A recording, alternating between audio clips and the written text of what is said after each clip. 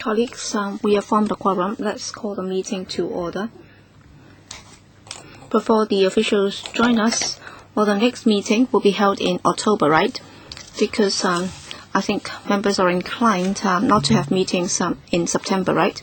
And the first item has been proposed by the administration is about support for needy students in taking part in extracurricular activities. Any further suggestions? I'd like to suggest this for your consideration, because every time we've been discussing support programs and also poverty alleviation, how we can help people to start their own business, how they can increase their income, and how there can be more types of jobs, and also high-pay jobs should be created, and so on. So in the past, most of the time we didn't manage to spend time on this, and if necessary we can also discuss at leisure again, or if we have to wait till October, I think you might know a bit more. Alright, for the COP, they should be coming to this subcommittee to tell us what progress they've been making. And also, do they really plan to hold a summit on poverty alleviation? When will that be held? In September. I think we should ask the COP to give us an interim report. And then in October, they should report to us the progress of the working group under the COP in one go, and then we'll be grilling them on all fronts as to the progress of the working groups under the COP. So I think in October we should be discussing the interim report by the COP. Yes, Ronnie Tong? On the drawing of the poverty line, when are we going to discuss that? I think we've discussed that a number of times here. But how about the administration? I think they're going to announce it shortly. But then before they announce it, should we take it up with them as to how it's going to be set? Should we also give them our input?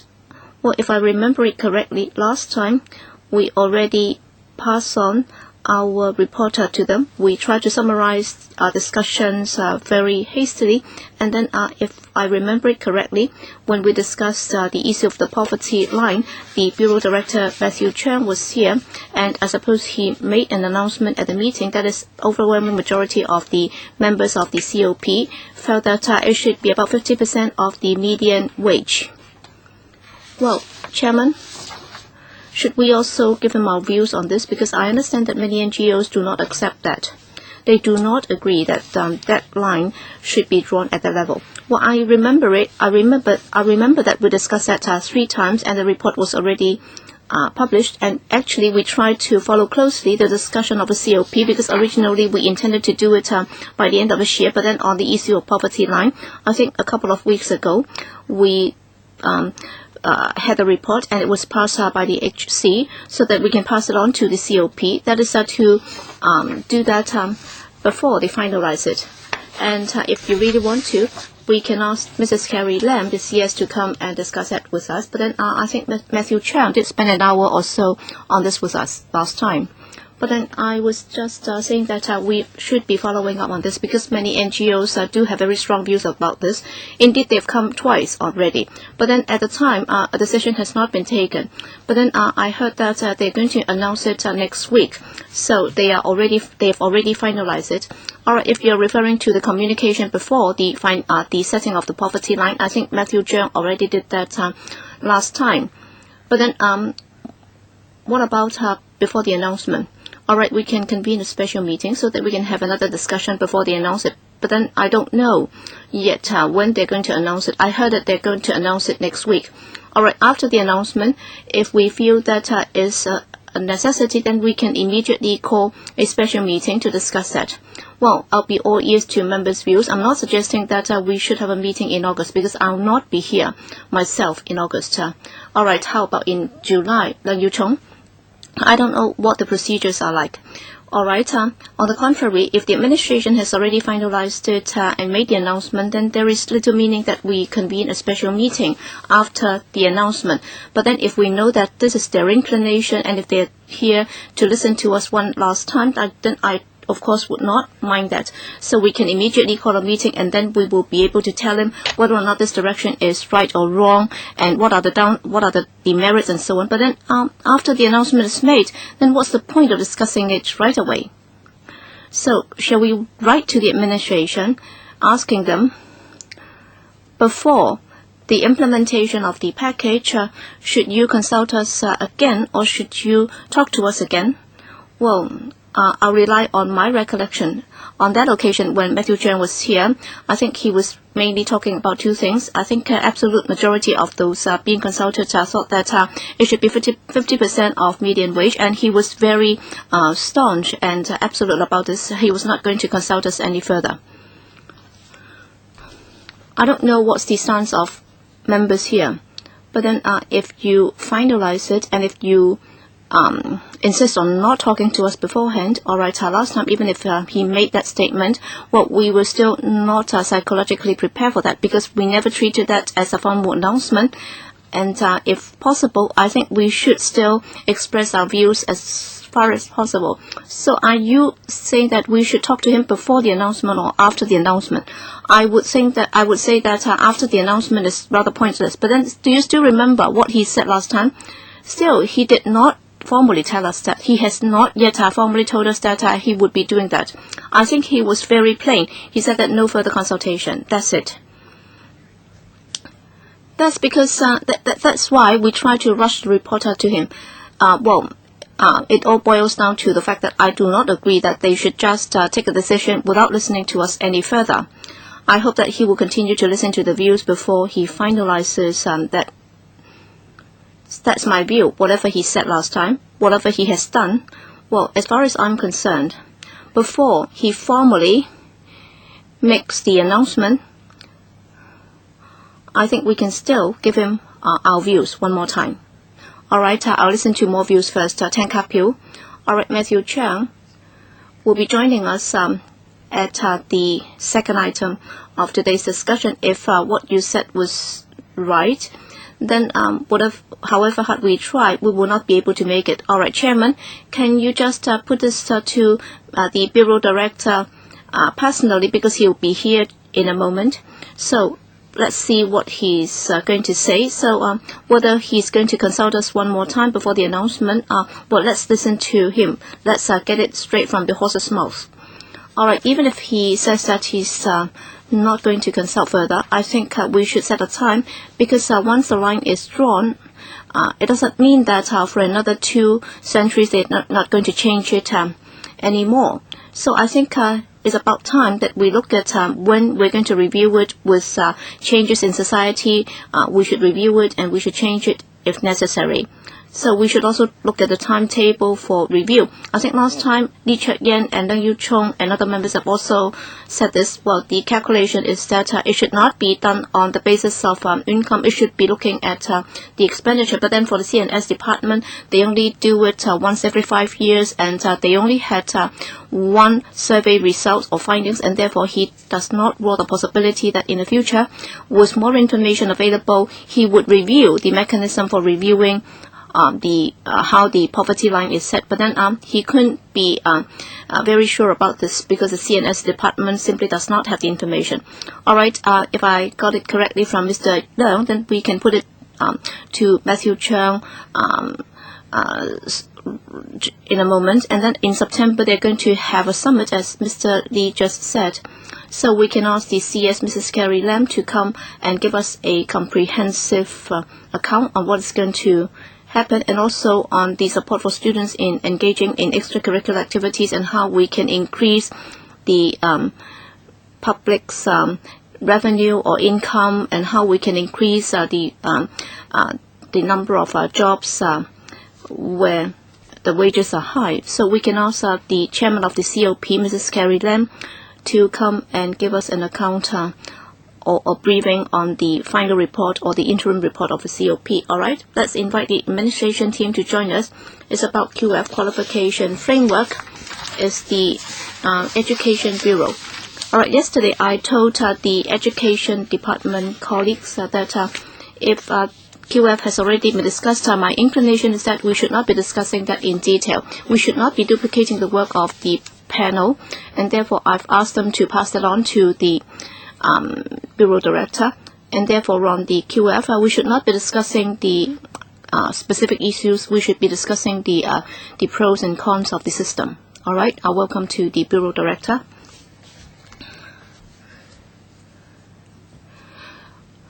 I think yesterday your colleague Mrs. Fong has already passed my comments to you, because we think that there is a lot of duplication in our discussion with the education panel, and therefore if other panels have already discussed certain subjects that we are discussing, we will just give it a light touch. We will just be discussing some of the concerns that we have. For example, under the QF, what are the implications for poverty alleviation, and what has that got to do with poverty alleviation, and so on.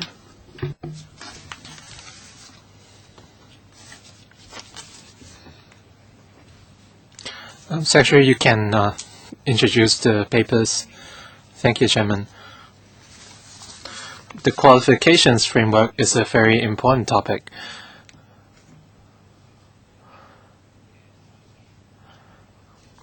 If we look at the careers of young people at work, this is very important for their careers. Let me very briefly introduce the qualifications framework. The goal of the QF is to provide a clear articulation pathway for individuals in terms of career and advancement and continual education. And the QF aims to promote upward social mobility within the community. And the QF was launched in May 2008. We aim to establish an accessible articulation pathway to encourage lifelong learning and improve the overall workforce quality of Hong Kong, and promotes diversified competencies. Right now, 18 industries have set up ITACs, and 46% of the workforce in Hong Kong has already been included. And among these 19 industries, 12 of the advisory committees have established SCS.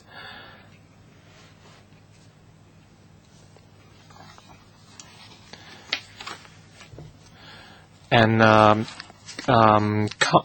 competencies have been established to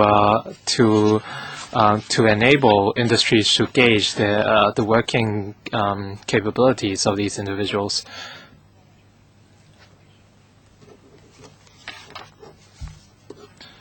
And the RPL has also been set up to enable the competencies of working competencies of individuals to be recognized. And we will continue to promote QF to other industries to benefit more working people. In August 2011, we launched a support scheme for qualifications framework to cover the different aspects of QF. And also to facilitate course providers and enable them to develop relevant courses. And the response has been very satisfactory, and the sum of grants we gave out has also been substantially increased. So far, 271 course providers have applied for the grants. And we will conduct a comprehensive review of the QFSS and to establish the future direction after the 2013-14 financial year. And we also established in 2010 the qualifications credits and ATS.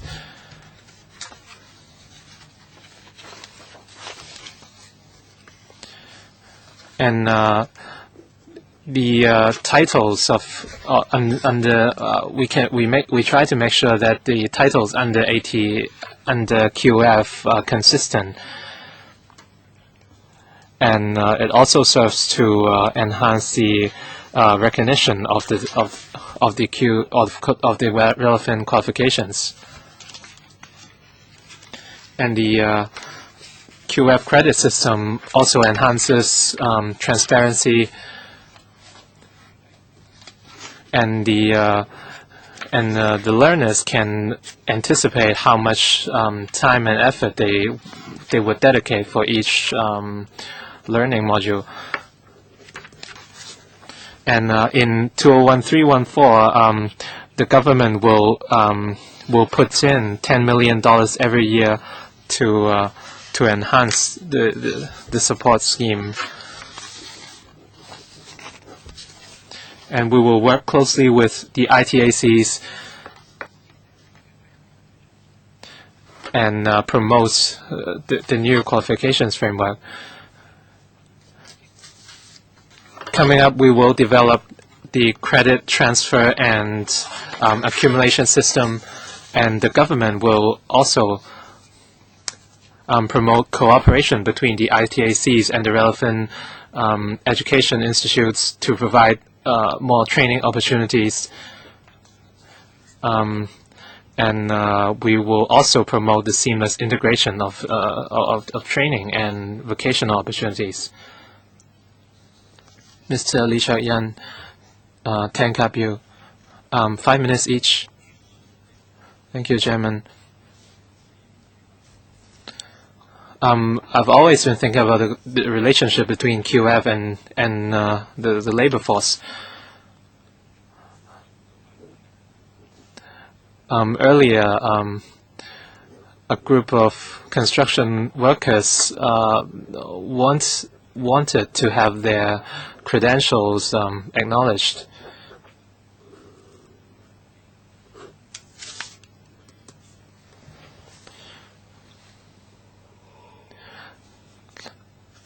For a lot of construction workers, they might be able to earn more if they are not working on a part-time basis. And as a result, these workers want to be registered under the Construction Industry Council. They want to be recognized as a skilled laborer. And this is something the QF has yet to achieve.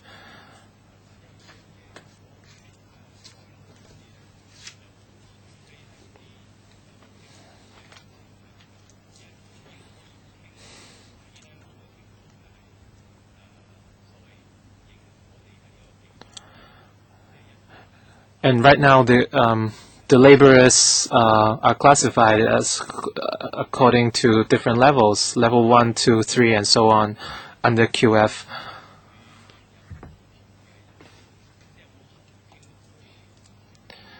However, I want to know if there are any we have any industries in which the salaries of the workers are classified according to the QF levels.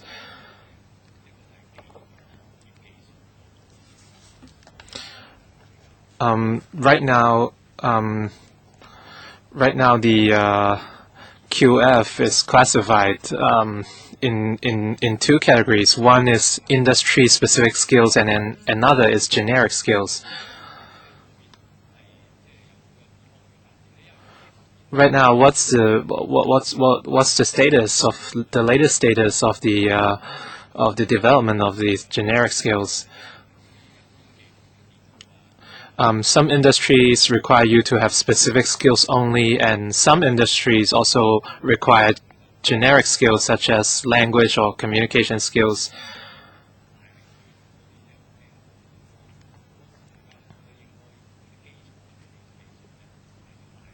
I think the QF should heavily promote generic skills. Secretary, thank you, Chairman. I want to invite the Vice Secretary to explain more. The first point about the promotion letter. Some industries have made extensive use of QF in its internal training procedures and recruitment procedures. And one example is property management.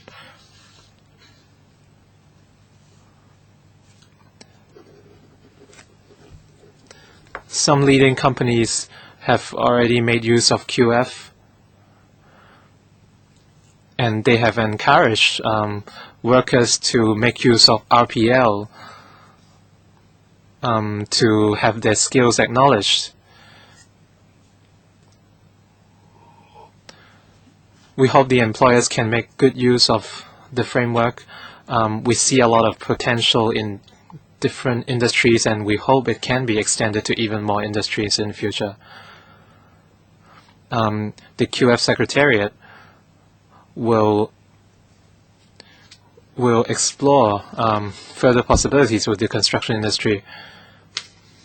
In terms of generic skills, in the papers in paragraph 11 and 12, we did introduce this idea.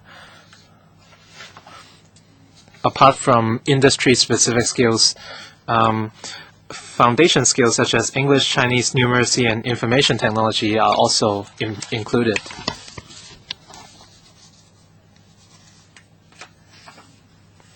I want to talk about English skills. We have already launched a pilot scheme.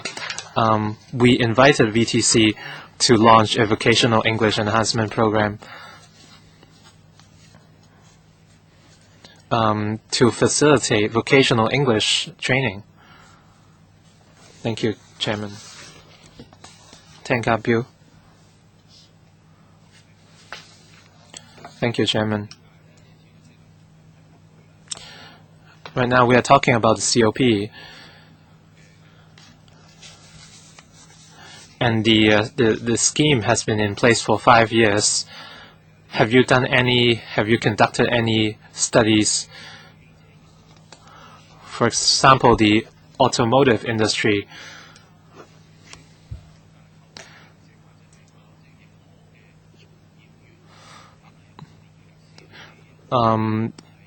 Practitioners who have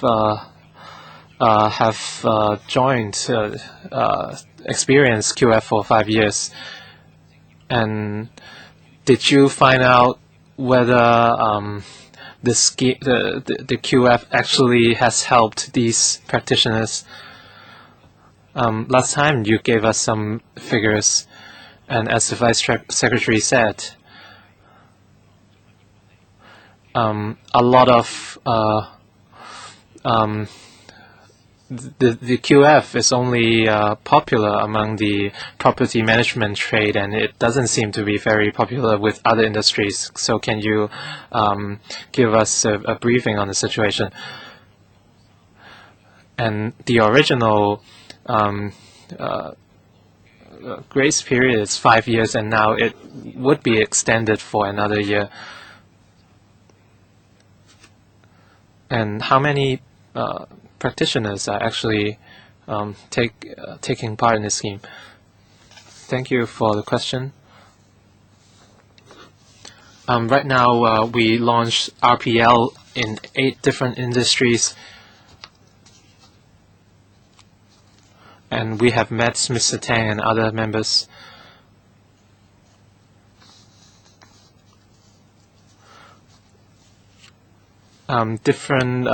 The labor unions have conducted surveys. Well, in the future, we would not rule out more scientific researches.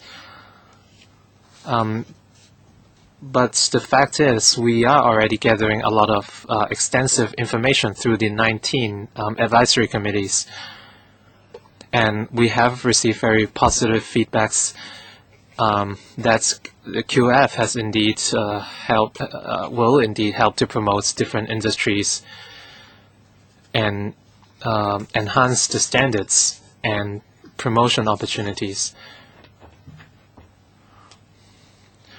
And I encourage members to share any information you have collected. and the participation rate of QF.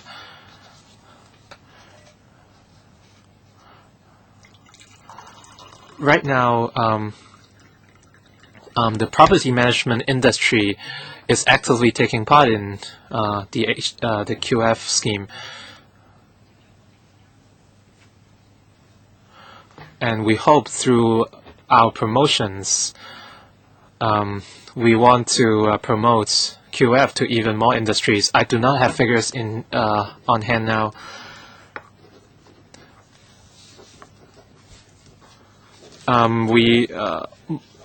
We have over 7,400 applications involving 14,000 clusters of competencies. The percentage is not very high at the moment. And almost all applicants, 99.3%, were awarded statements of attainment. And practitioners with relevant working experience under our RPL can attain levels 1 to 3 under QF. And we want to make use of the transitional period, and we want to speed up the promotion of QF and allow it to reach even more industries and encourage more practitioners to take part. Our worry is that I think enhancing skills is very reasonable. However, the concern is that while they have enhanced their skills, their salaries are not increased. We are not worried about raising skills. We are worried that salaries are not increased proportionately. Who is going to answer that, or the Bureau Director? Well, I think this is very important. So when we approach some of the ITECs, actually as the DS said, in fact, if you don't mind using the term, after the drop grading was done, the wage level will be determined in accordance with that, and therefore, for example, for property management, yes, I think they've done that in accordance with that direction. But then sometimes it's difficult to say that it's going to be done that way, because the trend is they would usually pay these workers in accordance with the level under the QF, so there is something to base on, and therefore the wage level will also be based on that, and the promotion system would also very much make reference to that. All right, Peter Zhang and others, Lang Kwok Hong. All right, that's strange for the subcommittee to discuss the QF2. All right, I think it all boils down to this very simple thing. All right, for whoever is not recognized under the mainstream academic qualification, all right, I'll give you this qualification, so you'll be packed to one of the levels under the QF, and once the QF is established, and if the wage ladder of that particular industry is compatible with the QF, for example, if you're able to upgrade yourself under the QF, then you will also receive a corresponding pay rise, and of course that's good. But then in some cases, because of the relative bargaining power of the individual workers in that particular industry, all right, you're actually classifying or grouping people into different categories, all right. For a particular category, there will be no wage rise whatsoever, and then when it comes down to the lower level, then actually it could become a reason for cutting your wages, all right. They will be told that, sorry, your qualification is not high enough, and therefore you should be receiving a pay cut. And therefore Mr. Tang made a point, that is, you will have to do some tracking survey. All right, originally it's supposed to be something neutral. It's supposed to be descriptive. It just describes this so that whoever is not able to make any achievement in the mainstream education system, they can also be recognized under the system. But then when it comes to the market, it might become a bad thing. That's because the discrepancy in bargaining power between the seller and the buyer. All right, for the buyer, they are buying labor force or productivity, and it could be turned into something bad. All right, the SAR government might have intended to do good, and yet in the end, they might have done something bad. So, Bureau Director, have you done that? So, under the QF, in a particular industry, for different people in that industry, have you conducted any study on the impact on them? And what's the result? You do have many ITACs. Have those ITACs discussed this? Yes, Ms. Lee. Thank you, Chairman. As I briefly touched on, we haven't done any scientific tracking survey yet, but then through the 19 ITACs, together with the groups that they represent, the information that we got has been very positive. That is, it's helpful, including the employers and employees. They have been able to upgrade their skills and also their promotion ladder.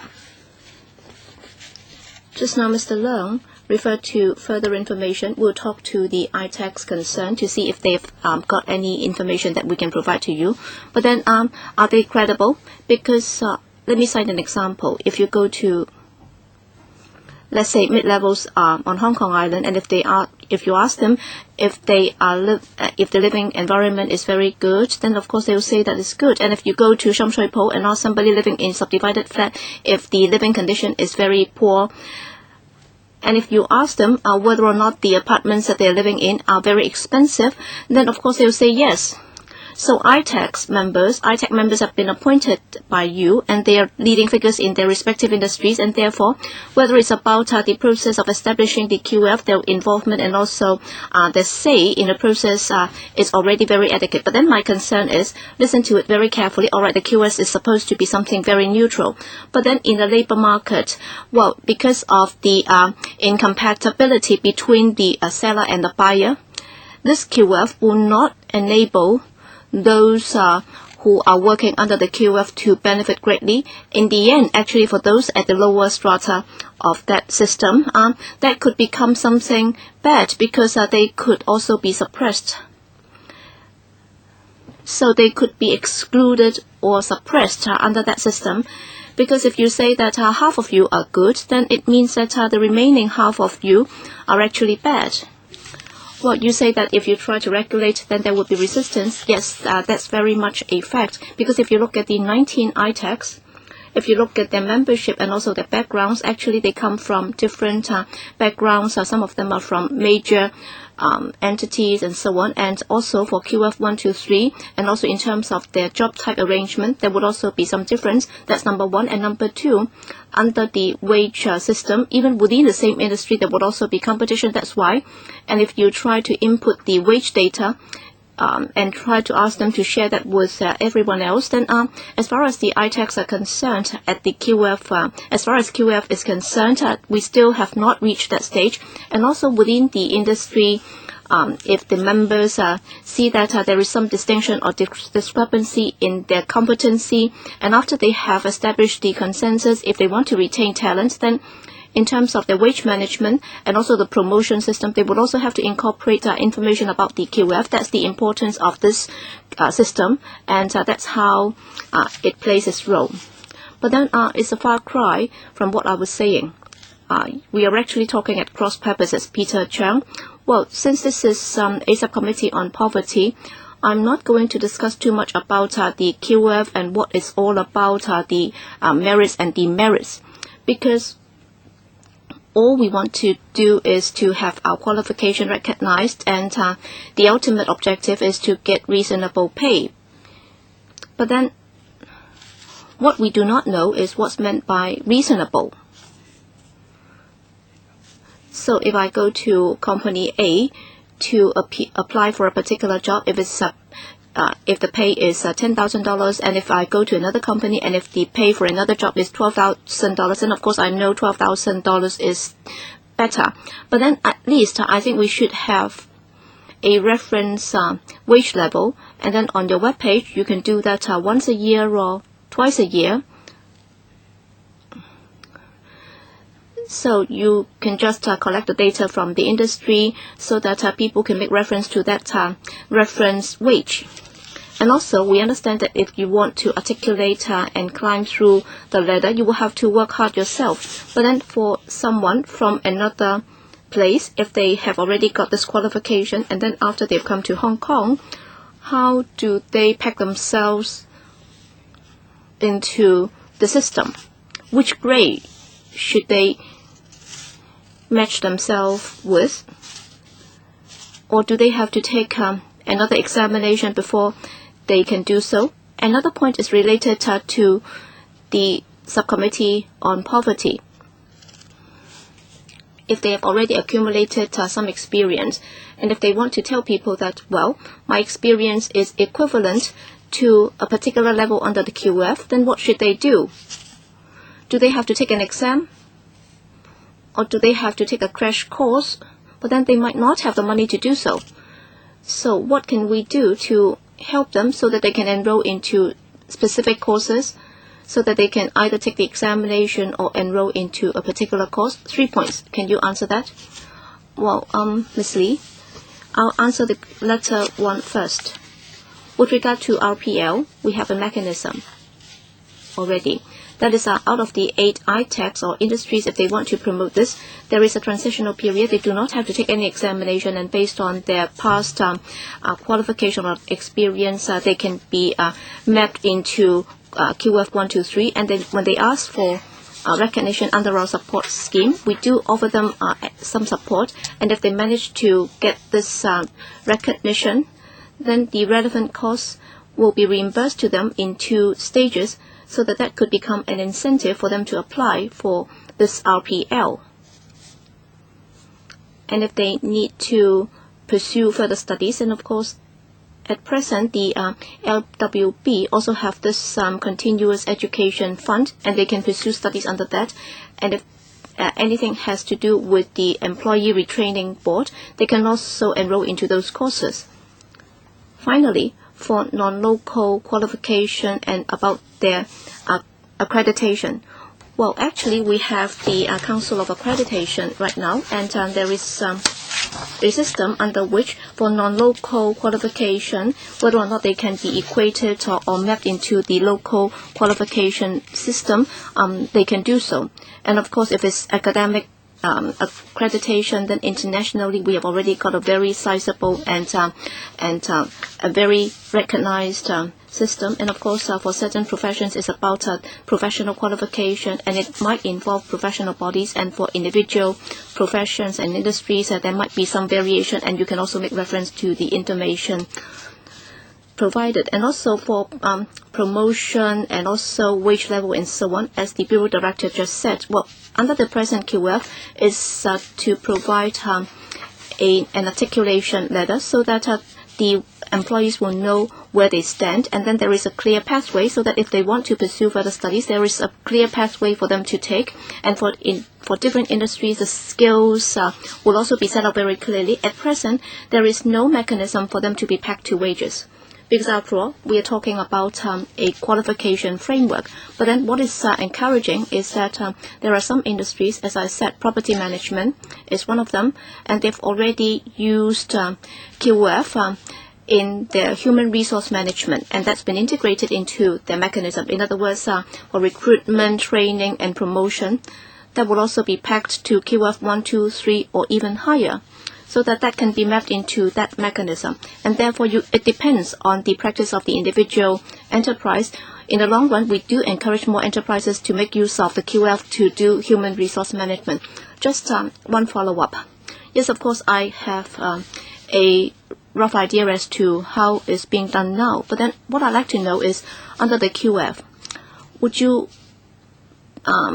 like to come up with a wage reference mechanism so that for this particular industry, you can collect all the data and then you can come up with a median wage? Well, nobody will be able to tell which is which, but then I know that for the average wage in the industry is about $12,000, and if somebody hires me at $8,000, then of course I'll reject that. But then if they are hiring me at $12,500, then of course I'll take the offer.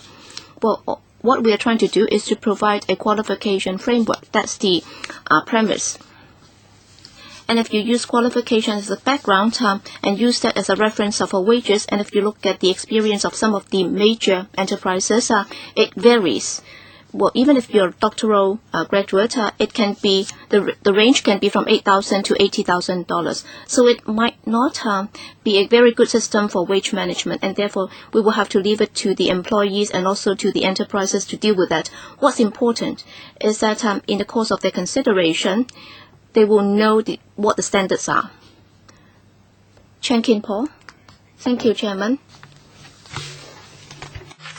In paragraph 12 of the paper, you mentioned about the vocational English enhancement program, and industries such as transport, logistics, wholesale, hotel, etc. are covered. And I think we are going in the right direction, as some people criticize students for not having good English.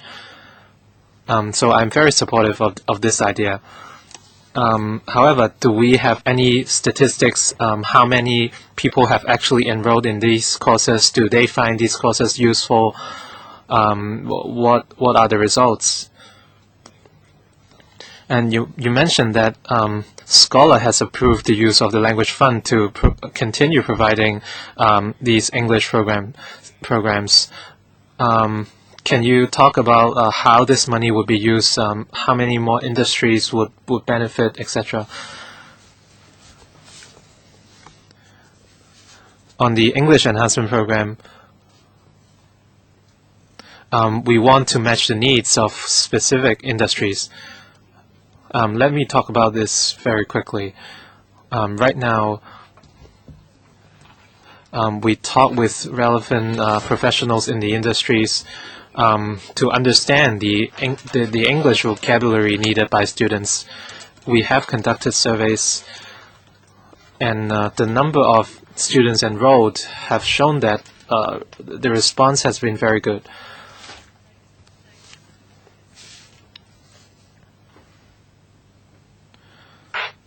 The pilot scheme has seen very good feedbacks, and that's why we have applied to the Language Fund for more money. And we want to promote the more popular courses in particular. And apart from the existing industries, we also want to extend the program to other industries.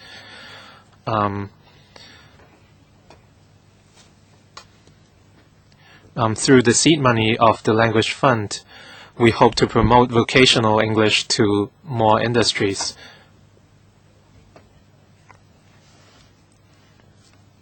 And we will have a review.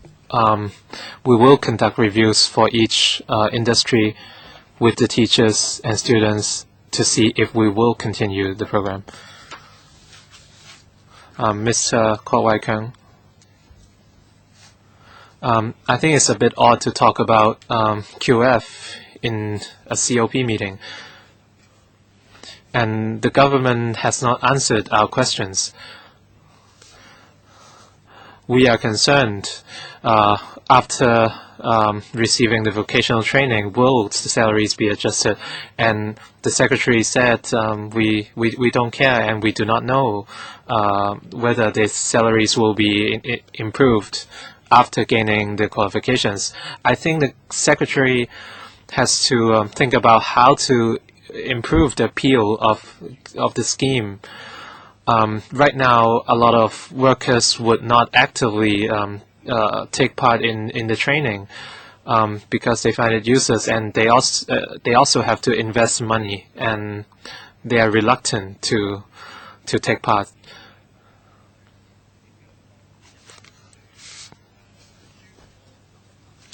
On the COP, we should look at how we can alleviate poverty.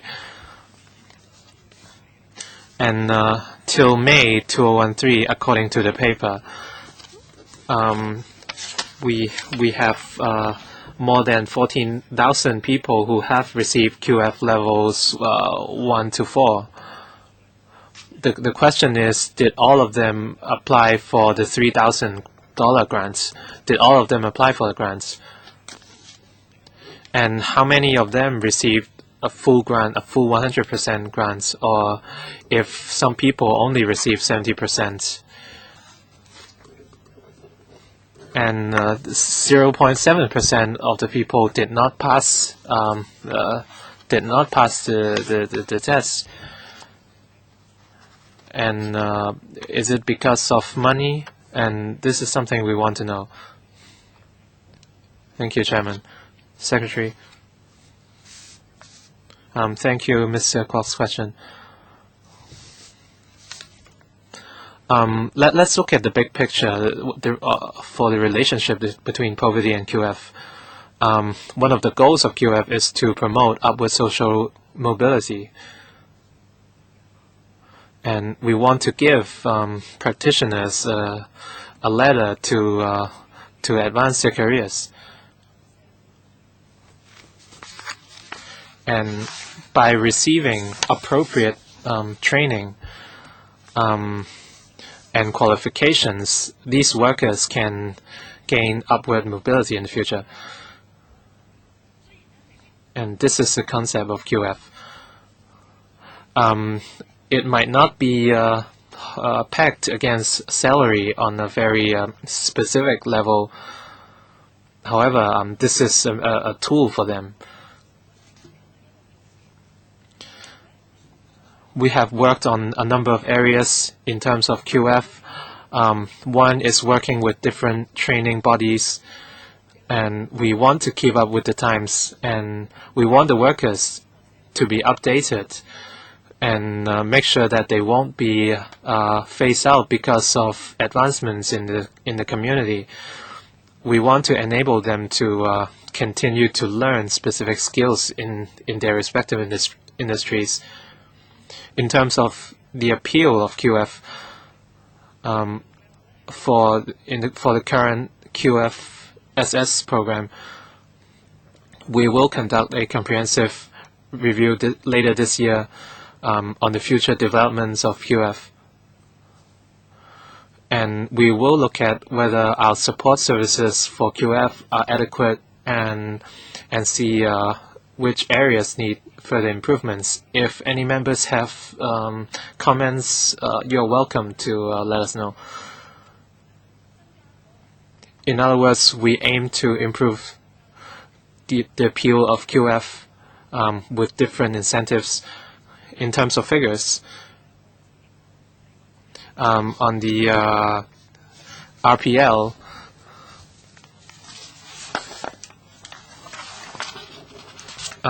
in over 7,000 applications, 99.3% of the applicants were successfully awarded statements of attainment, and the unsuccessful rate is very, very low. I think this is an indicator of success. And for the reason of the unsuccessful applications, we will collect more information. Chairman, she did not answer the question of how many of the successful applicants were able to receive the full grants and how many only received a partial 70% grant. I do not have an exact figure, so we will report on this issue again later. When we look at paragraph 11 of the LegCo paper,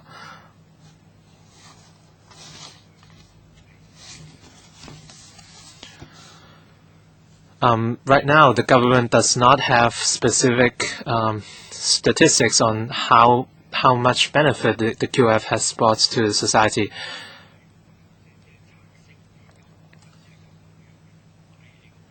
And the COP is only aware of the establishment of QF, and we are not sure that how much help, how much benefit QF can achieve in terms of poverty alleviation. For low-skilled labor, in theory, employers can take reference according to QF. But let's say after 10 years or so, the number of middle-aged and low-skilled labor will decrease because they would have retired.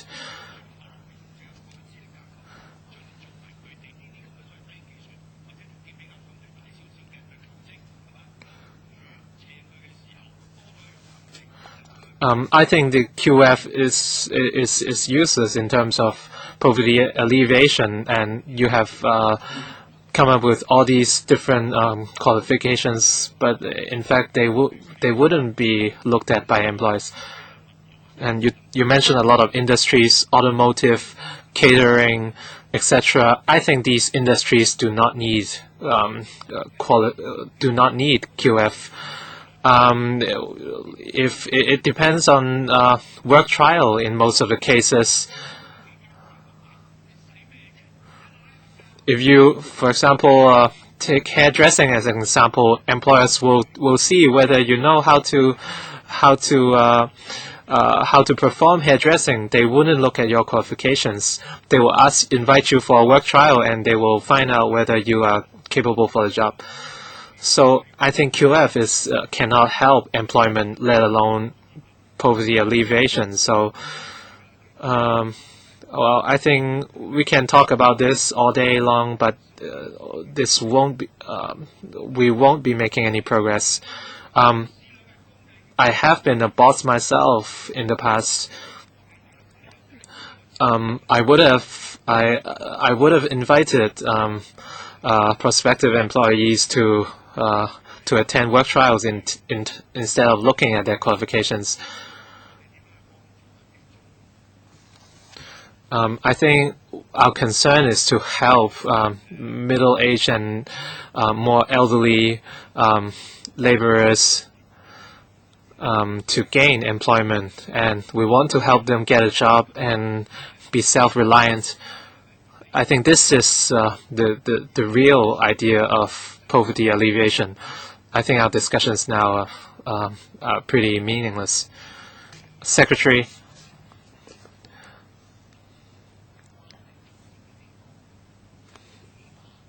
I have one comment. The importance of QF to poverty alleviation is that we give them hope of continual improvement. And secondly, we want them to know that they have specific skills.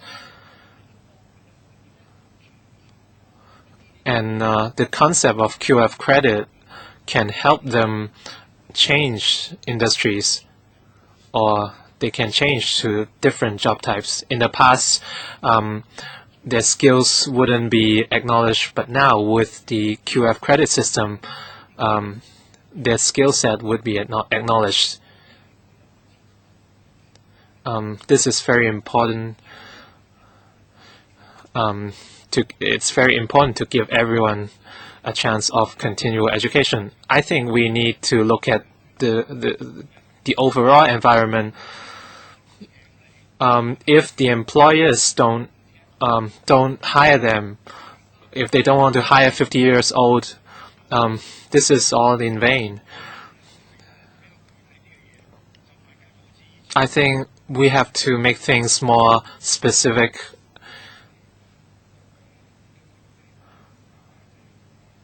Now I have a question too.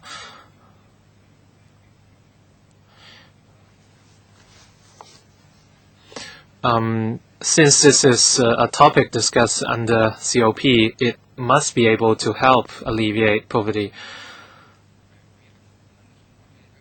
I think the only way to make it relevant to poverty alleviation is for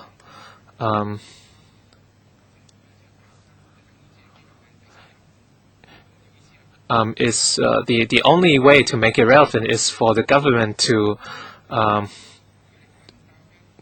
link the qualifications to different academic levels. For example, secondary students are linked to level 2, university students are linked to level 3, and so on.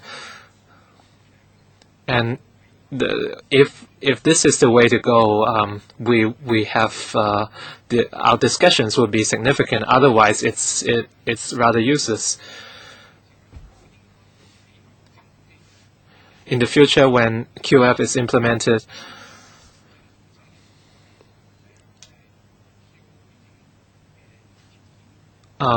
we have to link the qualifications with the employment requirements of the Hong Kong government.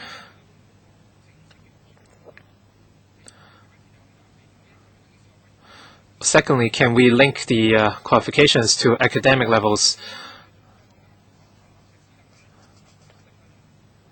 For example, primary school corresponds to level 1, secondary school to level 2, etc. If after receiving a certain level of qualification, if I want to continue my studies, if I perform further studies, can it be linked back to a particular qualification level?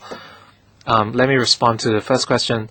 Right now, the qualifications framework is linked to HKDSE.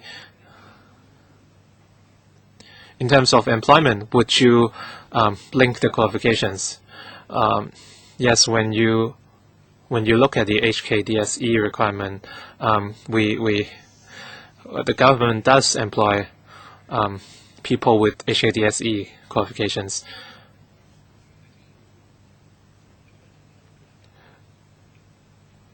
I think this is possible in terms of operations, but I will leave it to the Vice Secretary. For example, HKDSE corresponds to level 3 of QF, and a bachelor's degree corresponds to level 5, and associate degree corresponds to level 4. And on the same level, the workload of the program is represented by the QF credits. But it doesn't mean that among the same level, all courses carry the same workload. Right now, we have linked existing qualifications in Hong Kong to QF. We will build more connections, for example, between sub-degree and degree programs. And we strive to give people a ladder to promote upward mobility. This is a very good reference point in terms of academic and vocational training. This is the way to go.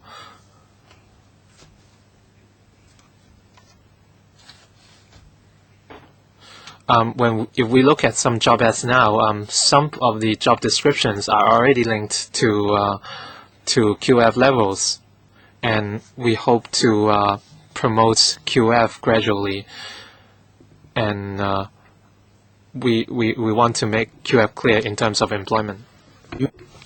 If that's the case, then will the COP be asking the administration to step up publicity so that the market and the employers would be more prepared to accept the QF so that it can be packed to, say, mainstream education qualification? For example, other than hiring people who are secondary school leavers, they can also hire people who have attained QF 1, 2, or 3. Yes, in fact, as we have stated in the paper, we'll have to step up publicity and education so that at different levels, all the stakeholders will have to be made aware of this, and then they can also rely on this, and they can also work together to make it work.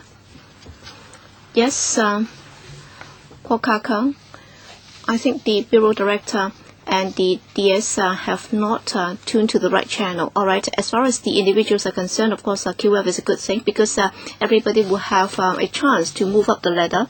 But then from the perspective of poverty alleviation, if it's not pegged to wages, then it's not useful. For example, well, if you are an OA, office assistant, and even if you are called a senior office assistant, if there is no wage increase, then what's the point of having this upgrade in title?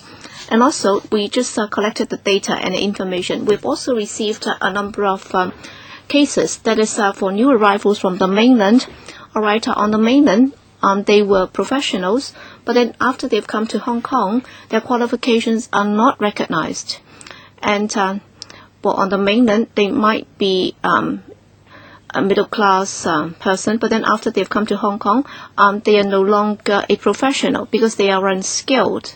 So is there anything that can be done to help them so that for their RPL or past experience and professional qualifications, they can be recognized? That would go a long way in alleviating poverty because their past qualifications can then be recognized. All right, 3 minutes for the second round.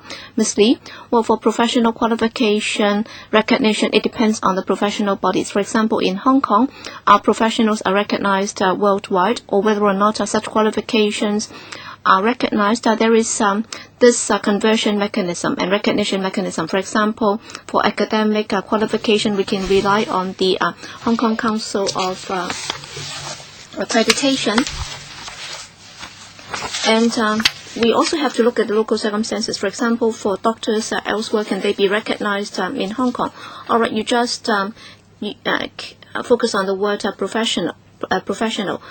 Well, if you are in the shoe repair industry, then of course, then how about their past experience? Will that be recognized? It depends, and we will have to make reference to the QF and the SCS, and also we also have to introduce this pilot program with Guangdong, so that there might be one licentiation examination which is mutually recognized, so that in terms of mutual recognition, we would like to work out something that is acceptable to both. In fact, for beauty and also for hairdressing, we have already done that, as we have set out in the paper, in conjunction with the Guangdong Human Resource and Social Security Department. We have already done that. So we have done that on beauty and hairdressing, and those would be the pilot points, and we'll see if it can be extended to other areas. Wang Kuo-hong, Chairman, worldwide, professionals are always selfish. Don't waste time. They are all selfish.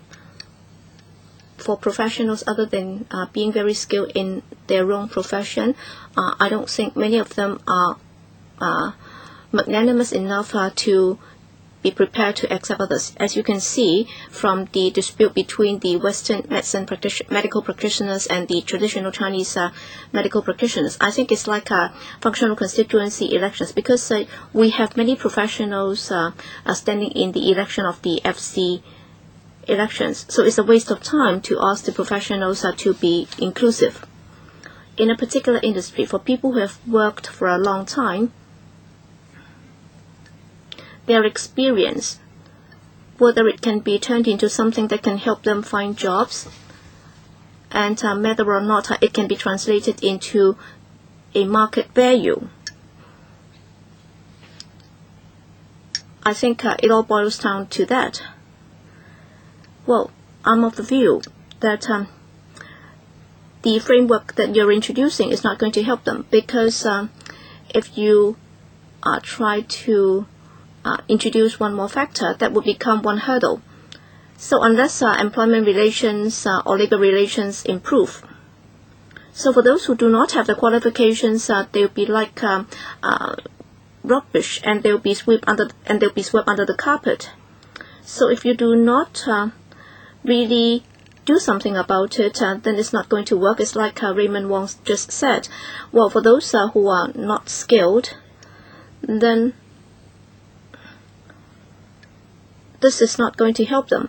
If the skills require a long-term apprenticeship, then you can offer them a job right away, and then they can receive on-the-job training.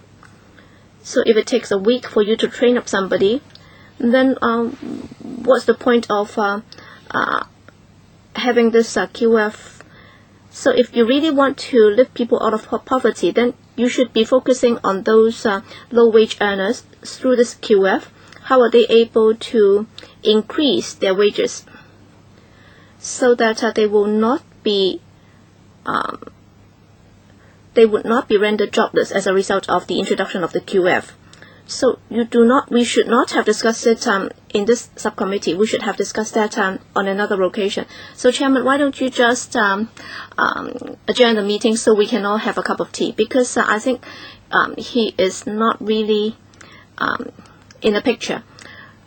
Chairman, I understand your views. I note members' comments, but then for the setting of wages, I think there needs to be objective criteria, and the QF offers this objective criteria. But then the net result is that they'll receive a pay cut rather than a pay rise.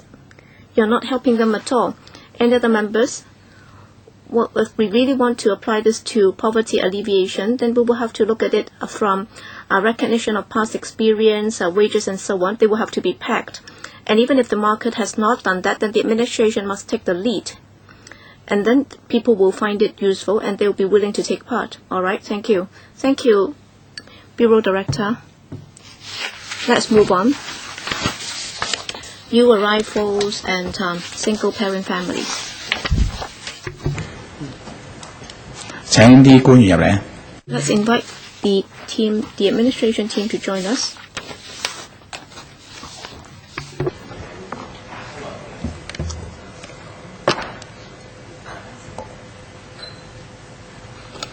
大家知道我哋咧有個其他事項，就係因為上一次我哋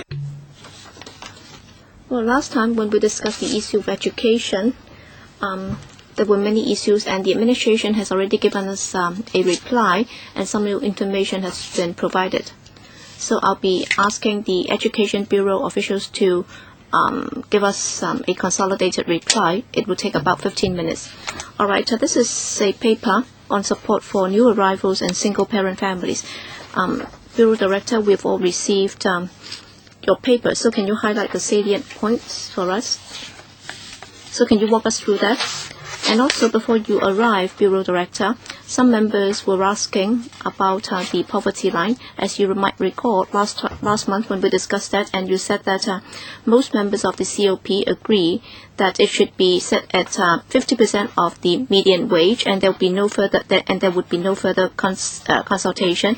And apparently, rumors had it that there will be an announcement next week.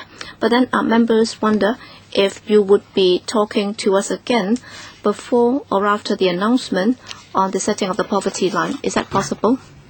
Chairman, in terms of the timetable, absolutely it's not going to be announced in the next week or so.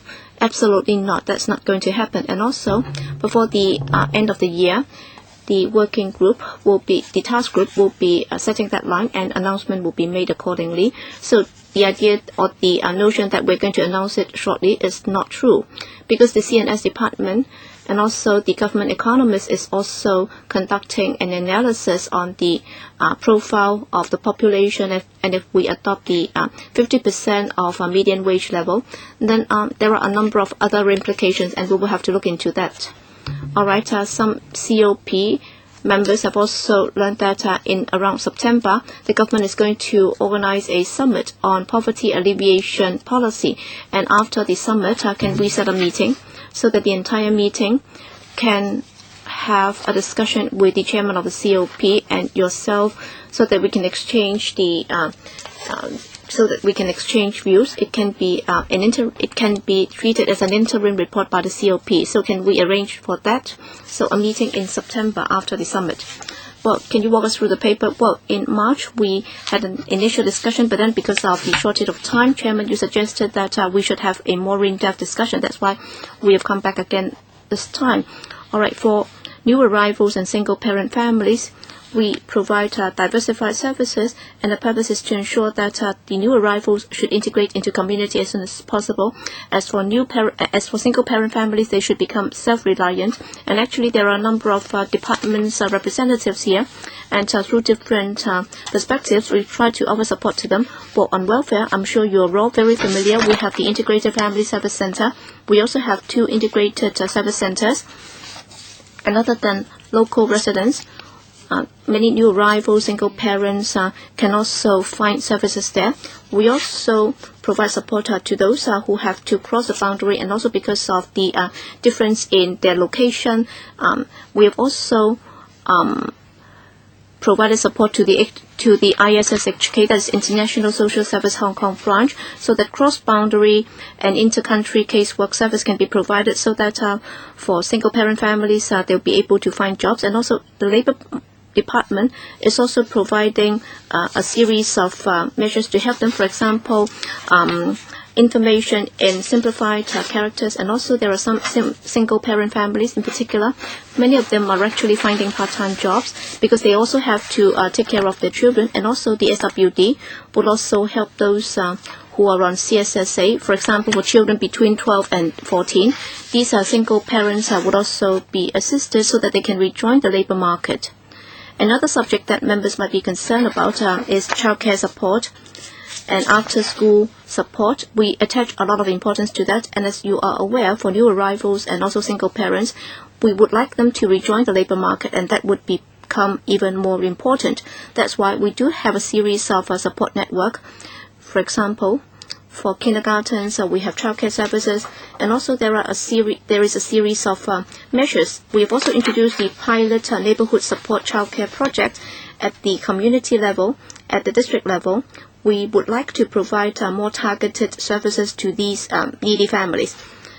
And also, we have a special group for the special needs group. That is a special needs group task force, and we target the disabled and also the ethnic minority groups. And we are specifically concerned about childcare services because these 2 groups of people would particularly need that service. And in April, we set up a working group to follow up on that. And recently, we have also visited Tin Shui Wai and Sham Shui Po's welfare agencies. And also, we have visited some of the groups offering the neighbourhood support childcare project or service. We hope that in the future, there is room for further improvement. I'll then defer to the HAD, the Assistant Director, so that she can brief you further on this. Thank you. The role of the Home Affairs Department is to make use of our district networks. We make use of NGOs to provide support to new arrivals and help them integrate into the society as soon as possible. Our services are introduced already in the paper, so I will only highlight a few points. First, we have an ambassadorial scheme, and we will assign people with similar backgrounds as new arrivals to give them counseling service, and we would also refer their cases to relevant government departments when necessary. And we have also launched district-based programs to train volunteers and provide community services. And we would also enable these new arrivals to know more about their districts. And we also have an expectation management program. We have implemented the programs in Shenzhen and Guangdong to enable new arrivals to better understand Hong Kong before they decide to reside here. And we would also update guides for new arrivals from time to time, and various government services are listed in these guides. And we would also conduct surveys on which kind of services the new arrivals would like the government to enhance, and we would work with the relevant departments. Any supplement from the Secretary? But I'm happy to answer questions. Mr. Chen Kin-bo, I have a few questions I want to ask of the Secretary. First is the Integrated Family Services Center. The administration closed down centers for new arrivals, and it was very controversial. The reason is we have a lot of people with different needs for social services.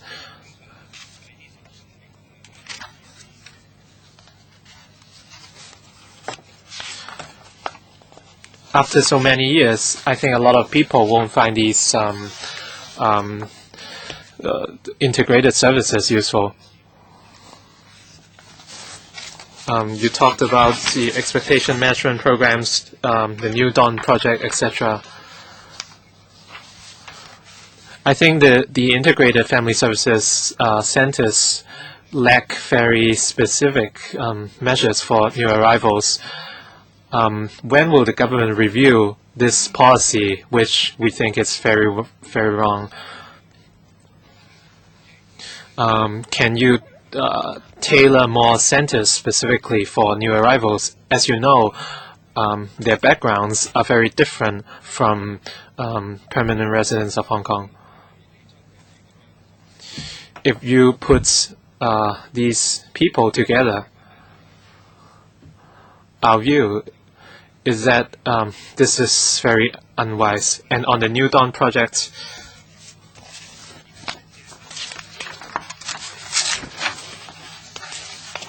right now only 26,000 people have joined, and only 19% of the people gained employment, and which means over 80% of people did not gain employment. So I want to hear the government's analysis and the reasons for this.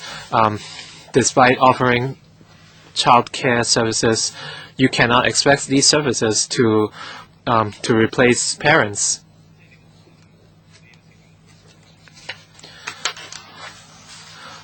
If you talk about families with both a mother and father, this does not apply to single-parent families. Will you provide more subsidies and assistance?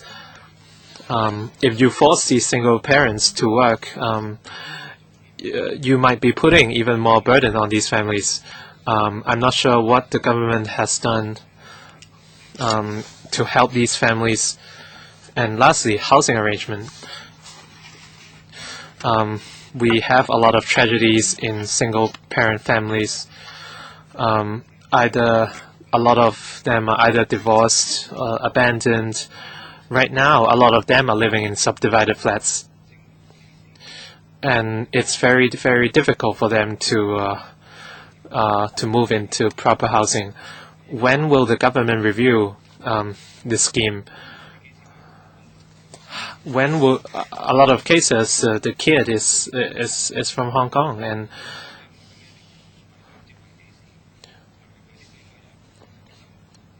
so can these new immigrants be eligible for public housing? You said closing down the integrated family services centers were a wrong decision. I do not agree.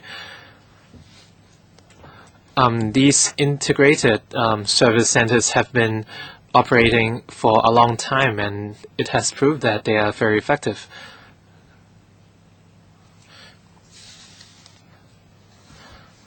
We have learned from past experience that having an integrated center has its benefits, for sure. And the government also commissioned HKU to conduct a study in 2008 and 2010. And the results have shown that these integrated centers are very useful. And the approach is also correct. and they have provided a lot of services to different people, including new immigrants, and they have proved very effective. We will certainly continue to improve. And for the childcare services, they are intended for families with children from 12 to 14 years old. And the idea is to keep them updated with the society so that they know what's going on.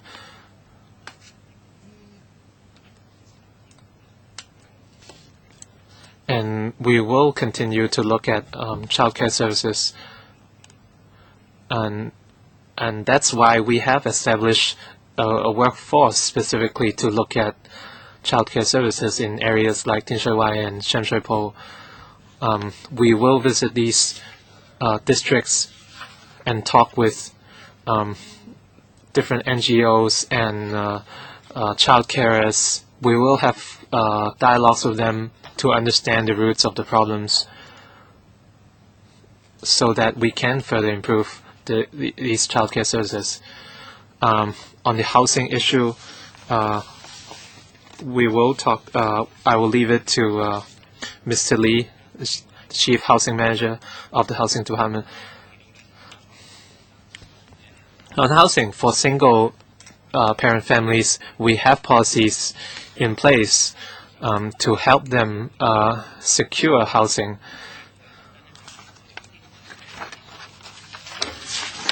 We have a compassionate program and conditional renting.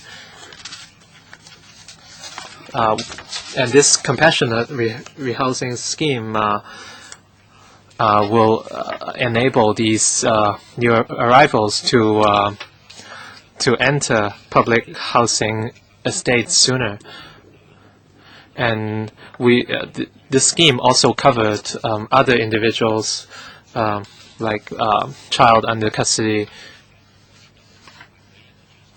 And after assessment by SWD, we would arrange housing for them. And this is for the divorcing couples. And after the divorce procedures are completed, we will further assess whether we will provide permanent housing for them. Chairman, he did not answer my question. I want to know the situation for new immigrants, and he was talking about something else. Chen Kin-po, Raymond Wong, Ten Ka-biu. In paragraph 29 of the paper, the government has conducted briefings in Shenzhen and Guangdong to let these prospective new immigrants to know more about Hong Kong. My question is, did you introduce the employment situation to these people? If you really want to help them, you have to adopt a case management approach. A lot of the times, the living conditions in Hong Kong are worse than those in China. A lot of people are worried about the arrival of children, children arriving from China.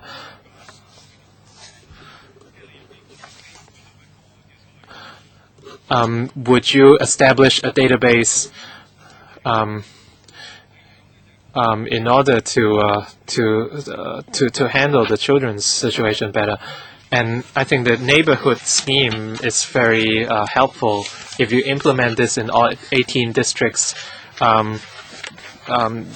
this would enable women to relieve their pressure and allow them to find a job.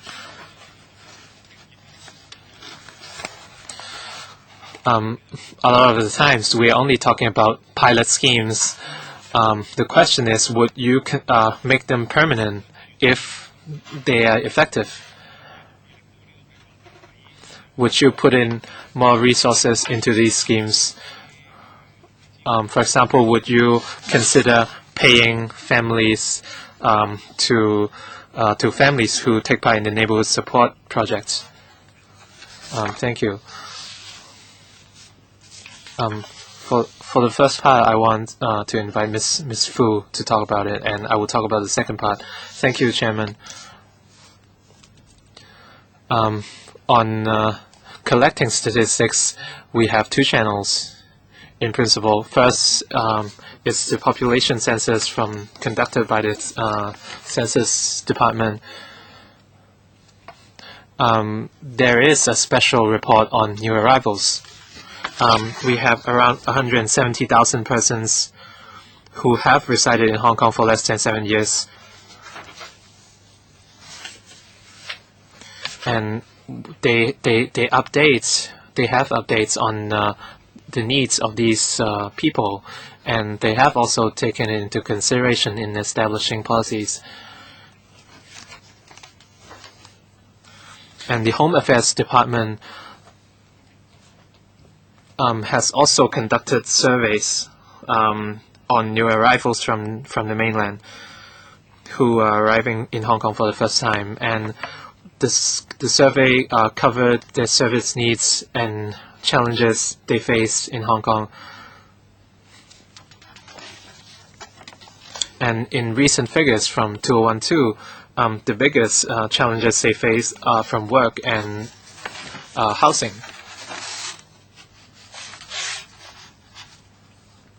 And we have provided these figures to relevant authorities. And on the expectation management programs, we hope people who are interested in residing in Hong Kong, we hope they have a basic understanding of Hong Kong before they arrive. Through different briefings and exhibitions, we have this covered. And we are not saying that we don't want them to come to Hong Kong.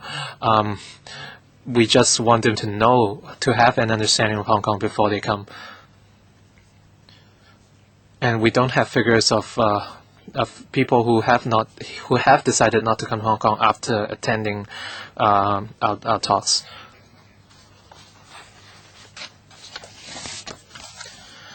The Neighborhood Support Childcare Project is no longer a pilot scheme. It's already implemented territory-wide in all 18 districts. And we have community-based and center-based services. Right now, the response has been very positive. And 1/3 of the recipients are single-parent families.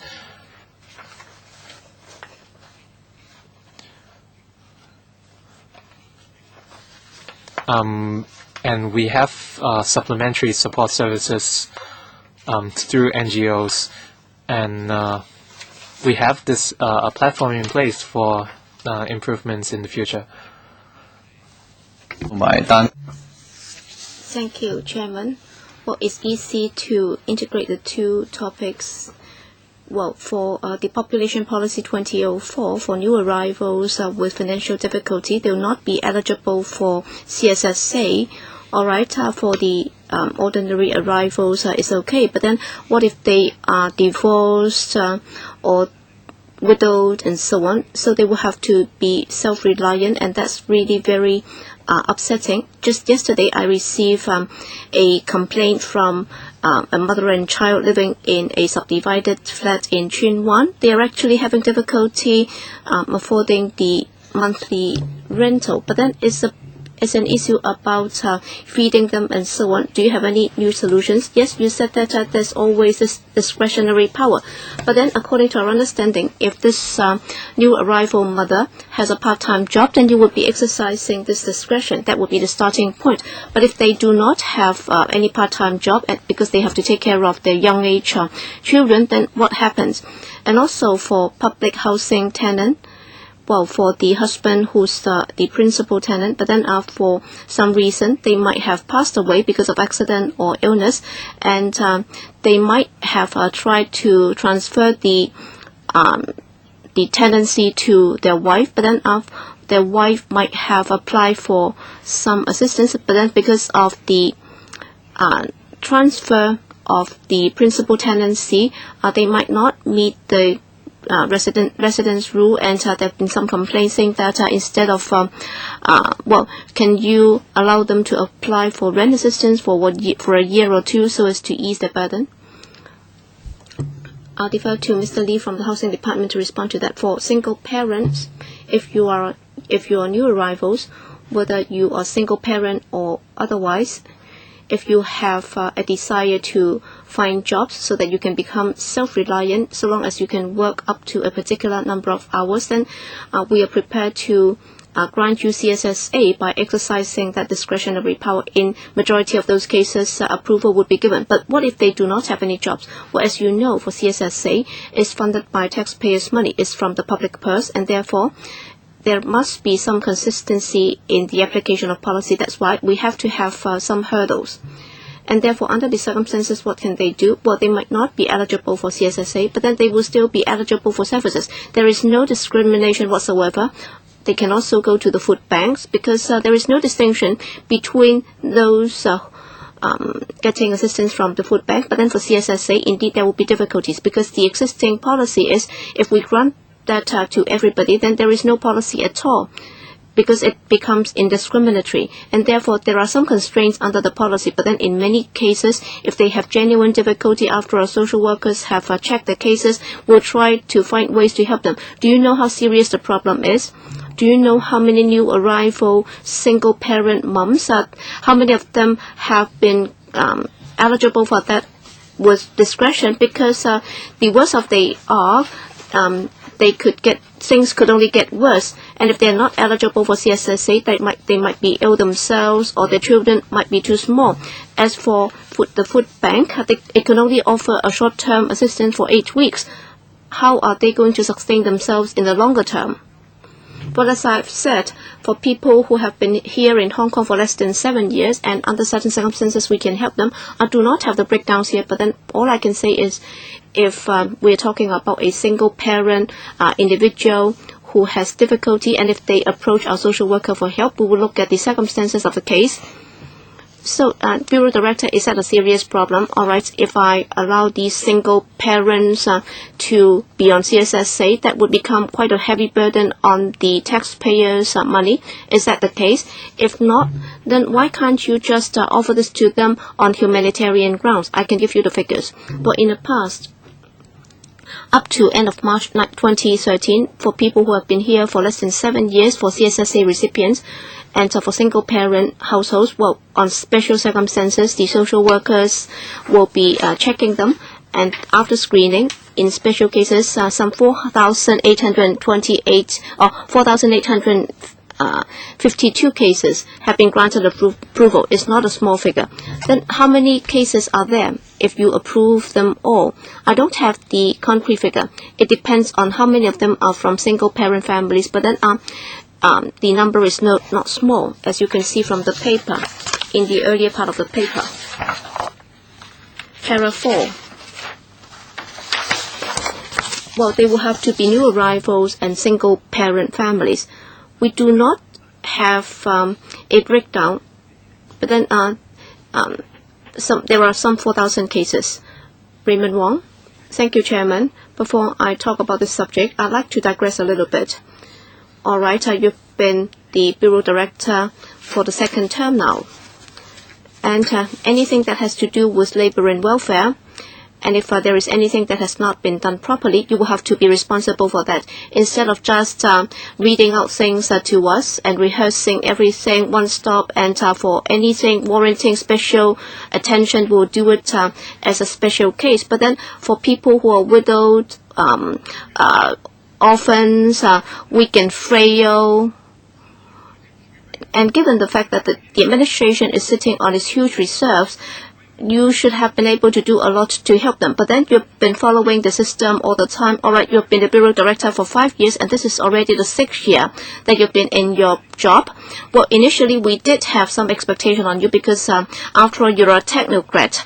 You were an AO. You should have known how the system worked, and once you've been placed to make decisions and make policies, still you would just start following old rules and old practices for the funding mechanism and everything else. You've been following the old rules, and you just like a heartless cold machinery.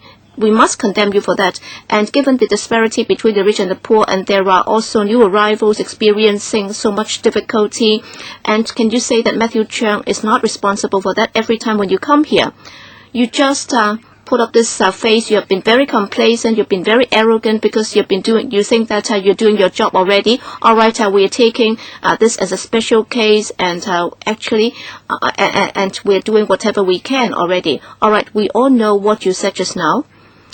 Every day, can you ask him to look at me because I'm talking to him? All right, every day when we are down in the district, we receive a lot of complaints. Either it's about a PRH allocation, or it's about people living in subdivided flats or single-parent families. They are having a lot of difficulties. All right, we've had a lot of contact with the SWD.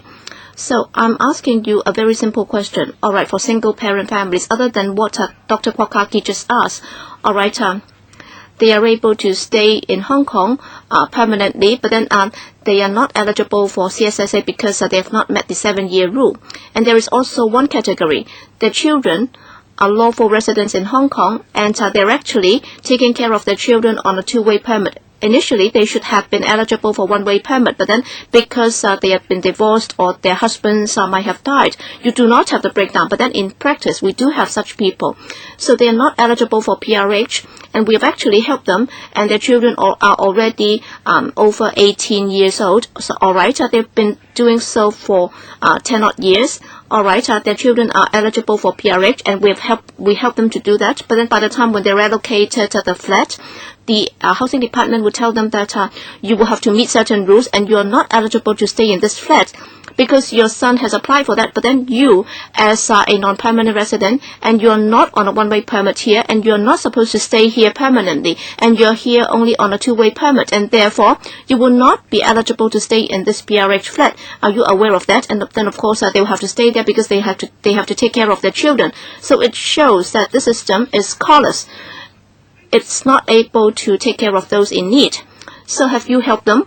All right, we are not taking care of them. We have to take care of our local interests. I'm also a nativist. But then how about people who have to take care of their underage children, and they've been shuttling between 2 places? And recently I dealt with a case. It's been more than 10 years, and she has still not got a 1-way permit. She has been doing that for more than 10 years. So the issues that we're discussing, once we touch on that, I'm really very outraged because every day we got in touch with such cases. Have you ever dealt with such cases? I'll defer to Mr. Lee, who will tell you more about housing. Mr. Lee. Thank you, Chairman. All right, just now the honourable member referred to certain tenants or residents. They are not they are still not permanent residents of Hong Kong. Then it's difficult for them to be included in the tenancy of PRH. But then we do have policies to help these new arrivals so that they can integrate into our society. I'm not talking about people on 2-way permits. The thing is, we do have single-parent women. They are on 2-way permits, and we asked the immigration department to talk to the mainland authorities so that they can be given multi-entry visas. There are many people who have to go back to the mainland once every month or once every 2 months in order to get a re-entry permit. For people who are not included in the PRH tenancy, I know that, so you don't have to tell me about that. Well, for very special cases, for example, they can apply for compassionate housing. They are not permanent residents of Hong Kong. They are not eligible. I think he's not addressing my point. He's not addressing my question. If you're not able to answer the question the Bureau Director has asked you to answer, then you can just say no, you cannot answer the question. Why are you attempting to answer anyway? He's not able to answer your question because if you're not a permanent resident, then you will not be entitled to compassionate rehousing. Then I think you will have to pass the ball back to Matthew Cheung, because if she is not eligible, but then I can exercise discretion so that she would be eligible for PRH tenancy. Well, I know that. You don't have to tell me because I've read the papers already. the question that I was asking, Matthew Cheung was not able to answer the question, and then he just passed the buck on to you, and you're not able to answer the question, right? Bureau Director Peter Cheung. Thank you, Chairman. Today, we're talking about new arrivals and single parents. I'd like to talk about one category of new arrivals. Actually, they are not really new arrivals. They are already permanent residents. They are ethnic minority groups. Well, recently, I learned of a survey conducted by the Catholic Labour Issues Committee. They said that many of them from the ethnic minority groups are not able to get statutory minimum wage. It's not that they are not aware of that, but then they might be working for a day, and then they might have to work overtime for 2 or 3 hours, and they would get no pay at all for that. And if you divide that up, they might have worked for 10, 11 hours, but then they would only get paid for 7 hours because 1 hour would be for meal. And then in the end, they might be getting some $210 for 10, 20 out for 10, 11 hours. That's very prevalent in Sham Shui Po and Jordan. All right, today we talk about poverty alleviation. We must not forget this group of ethnic minority people. I don't know if it's the responsibility of the LWB or the HAB. You will have to inform them that this is their rights. All right, coming back to this issue of new arrivals and single-parent families. Just now, Raymond Wong referred to women on two-way permits. While they're in Hong Kong, they are able to take up jobs, and they are also taking care of their children, but then they are not able to do so. The reason is they are not Hong Kong permanent residents, or they are not here on one-way permits. But then we do need these people to help. For example, recently we talk about residential care homes for the elderly.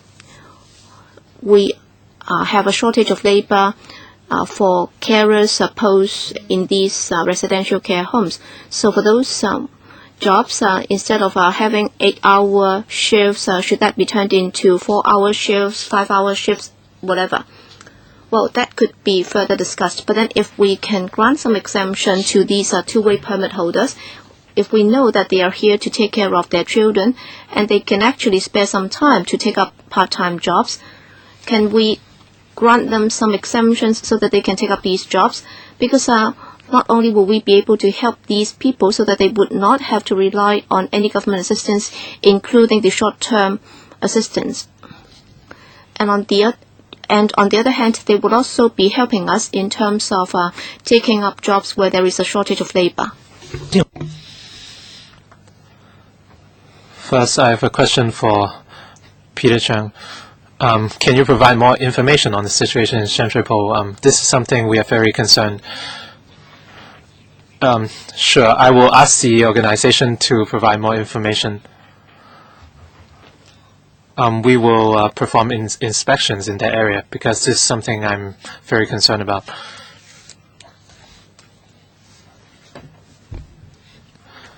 On the labor misplacement, we have considered an exemption period. However, we have some technical constraints with the immigration department. We are governed by the immigration ordinance, and it does not enable these workers to work on part-time jobs. I think we should introduce more leeway and flexibility. Can we give them the flexibility to work under certain conditions? A lot of people want to hire foreign labor. However, they face a lot of constraints. And these people we are talking about, they are halfway between foreign labor and non-foreign labor. So if we make certain arrangements,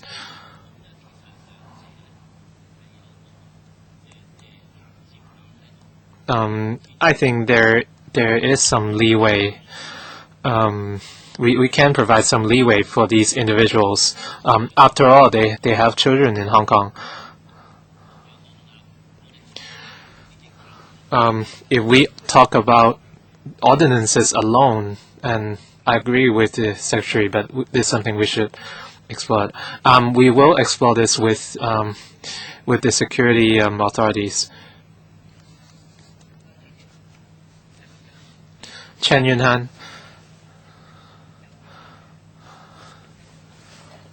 Yesterday I gave you a reply. All along I have been communicating with Mr. Chung. He just had a meeting this morning. I think he has a lot of endurance.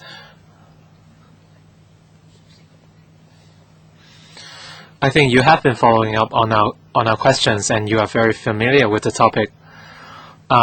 We are at a very critical point. If the government is continuing to come up with stopgap policies, I think this would not help anything. On short-term assistance,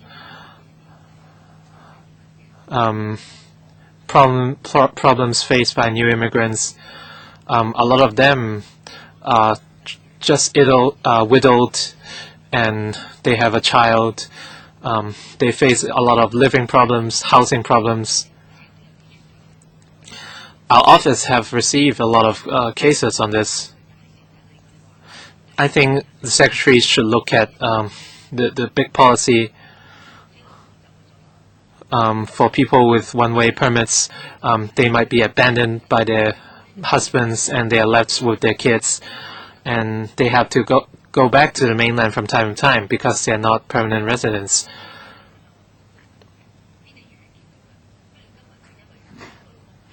Since they have lost their husbands, they have lost everything. However, they still have a daughter or son to take care of.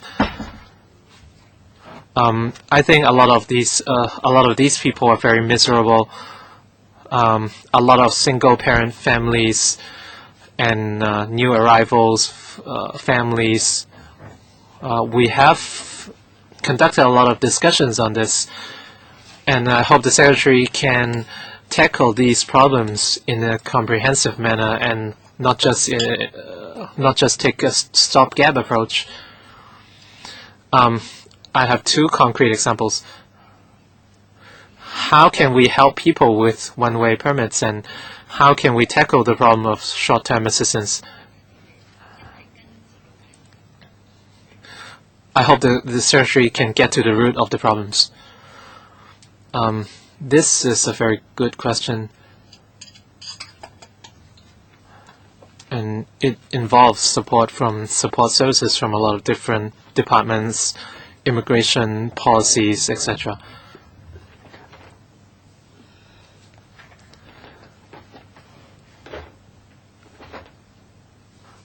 For individuals with specific problems, our social workers and frontline workers can certainly help and give them these discrepancies.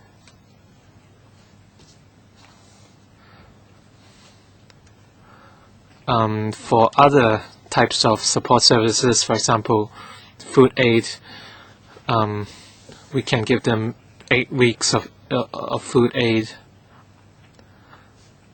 On CSSA, just as I said to Mr. Tang, people with special needs can receive help.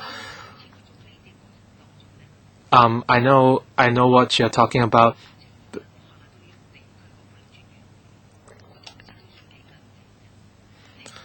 Every time we have to approach district officials to solve the problems. Why don't you do something with the policy?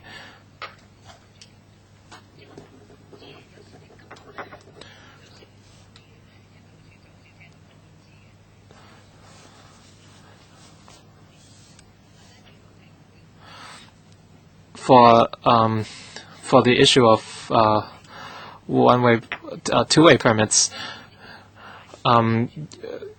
people, some women might have lost their husbands, and they could not. They have lost the right to come.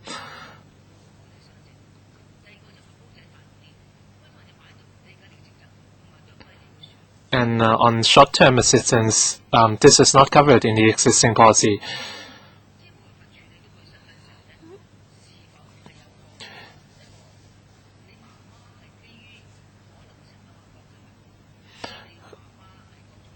If your mother is a prospective Hong Kong resident,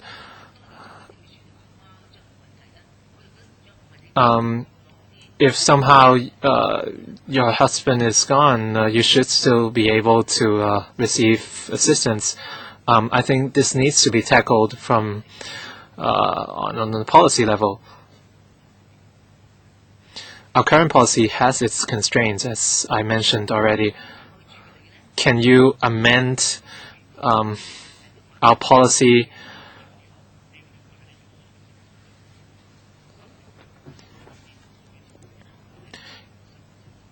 if we have a comprehensive review of the policy?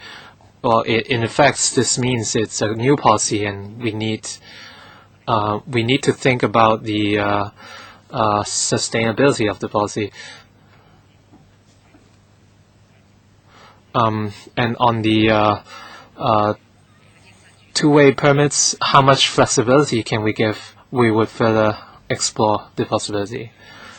Mr. Lee Chia-yan, just now the Secretary said he will send labor inspectors to find out the problems of the residents. But the problem is they do not think these new immigrants should receive minimum wage.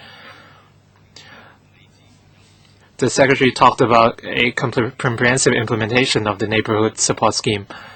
So how far is the government willing to go in these 18 districts? And they promise a minimum of 720 places, which is equivalent to 40 places per district. And if comprehensive implementation means only 720 places, this is very unreasonable. And is this because nobody needs these services, or is it because nobody are willing to take up these jobs because they could not meet the minimum wage? I want to reiterate the point that everyone is talking about minimum wage. As I have mentioned a lot of times, I understand this situation. Why do you only offer 720 places? 720 places, it's a real success. Do you think 720 places means success? We should not just look at the number of places in Hong Kong. We should also look at the places for childcare, places for children under 3.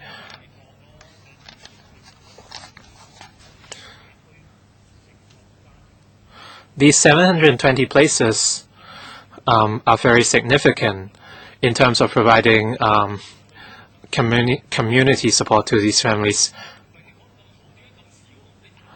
Why are you only offering 720 places? You haven't answered my questions. So now, how many places are you offering? Now we are offering 720. So why aren't you adding more places? You said you will add more places if you have needs. So are you saying that there is no need, so you are not adding extra places? It's not. It's meaningless to encourage the introduction of places. And we only have 7 places in each district. The idea is very positive. My question is, why is it not working now? Do you think it's very successful? We're talking about 18 districts, and we have 40 places in each district.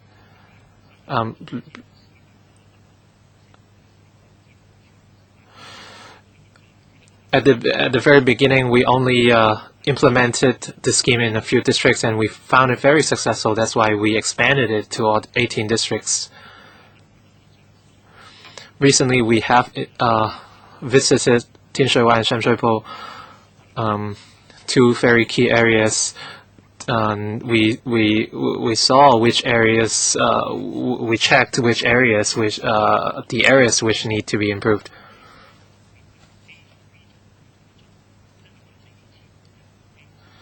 We have inspected housing estates, and we want to promote neighborhood spirits, just like decades ago. He never answered my question. I agree that the concept is very positive, but we only have 40 places, and I want to know the reason. I want to reiterate that 40 places is a lower limit. It's a minimum number of places. This is meaningless. The fact is you cannot introduce more places. Is it because we don't have needs? You have never answered this question. Why do we only have so few places? Your answers are very pretty, but it didn't answer my question. This is just a basis. We are implementing this scheme in all 18 districts. In the future, if we see big needs in particular specific districts, we can implement more. We can step up the scheme. You're just making excuses. I think the reason is nobody is willing to work because you cannot provide minimum wage. Thank you, Chairman. I'm sure the Secretary is very aware of the situation, but he never wants to face the problem. Today we're talking about single-parent families. We are talking about clusters of people who have special needs. They have adaptation problems, housing problems, education problems. They have a lot of different needs. In the year 2000, the government secured some money for a pilot scheme to introduce service centers for single-parent families and new immigrants. Some of them actually overlap. They are both new immigrants and single parents. Their situation is very miserable. At least you provided a place for them to gather and support each other. This is very important. For single-parent families or families with new immigrants, we are talking about a lot of women and children. And they have no families or relatives here, and some new arrivals do not want their country folks to know their situation in Hong Kong. That's why don't think that they'll approach their fellow countrymen here. They would try to avoid that because they don't want people from the hometown to know how difficult they are living here, and therefore they are actually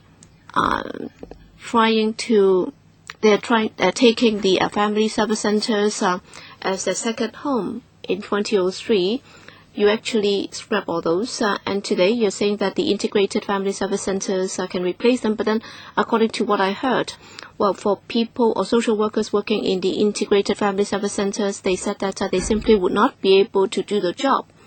They are not able to cope.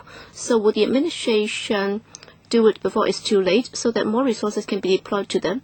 Well, $8 million for 5 centers, that was the budget for them back in those years. So can you offer some special services, dedicated services for new arrivals and single parents? So can you reopen those centers? Back then, the population policy, after it was announced, Donald Tsang introduced this 7-year rule for CSSA. And under those policies, we had the difficult situation for many new arrival women. They were not able to get rid of their husbands and be divorced because they would not be eligible for CSSA and they would not be eligible for housing and so on. All right, Chairman, you're also sitting on the Population Policy Committee. So what are you going to suggest for new arrivals and single-parent women? If you agree, then we will extend the meeting till 5 o'clock. Is that okay? Bureau Director. Thank you. I'd like to first thank Dr. Zhang. The reason why we've introduced this integrated approach, because after very careful consideration, we try to provide this one-stop service. And there is no distinction between the different groups and different categories. And we have done this in an integrated manner. And Hong Kong U also did a survey back in 2008, and I also gave an account to this council on a number of occasions, and the Hong Kong U thought that is the right approach, the direction was correct, but then of course there is still room for improvement, and we are fully aware of that, and we've been moving in the good direction in the past few years. We have been making improvements as to whether or not the two centers can be reopened. To be honest with you, no, they are not going to be reopened, but then on the basis of the current approach, we'll try to do a better job, we'll try to improve that. No, that's not going to work, because the Hong Kong U review actually precisely suggested that this should be the approach, and therefore you're asking them to conduct a review. There is a conflict of interest. There is no way for them to say that this is not working. Hence, you're actually trying to come up with a satisfactory answer yourself. But then there is another study saying that this is not working, and yet you refuse to take that into account. Well, for new arrivals and also single-parent families, what do you suggest as far as the population policy is concerned? We have just started that work, and the CS already said at the House Committee last week that there were 2 motion debates last week. And in around September, there would be a round of consultation, and we'll be listening to your views with regard to different groups. How should they be dealt with? So we are collecting public views on that. Yes, we are actually planning for new policies to be made. Yes, Mr. Frankie Yik, I've read the government's papers, and apparently the Bureau Director has a lot of grand plans, and it's not that your plans are not good, it's that you have not done enough. And I think Ms. Chen Yun-han also raised a very important point. It involves a revision of your policy. Well, for many of these new arrivals and single-parent families, they are experiencing a lot of difficulties. Indeed, we can see that they have difficulties, and it's not easy to resolve.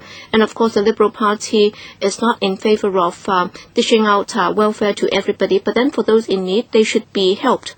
And I understand that it involves a number of ordinances and our immigration policy and so on. That's why we need you to help. We are not able to do it ourselves, and I've also seen that some children and some families are having a lot of difficulties.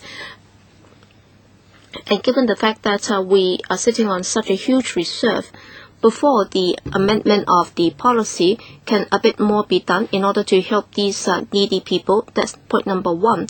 And number 2, yes, I understand that it's difficult. Still, you will have to face it. And therefore, I hope that the Bureau Director will spend more time and effort on the relevant legislation, whether or not amendments can be made, in order to ensure that for people in need, they'll get the help. Because indeed, this is happening. This is the problem. Bureau Director, yes, thank you for your recognition of our work. We will definitely continue to do our job.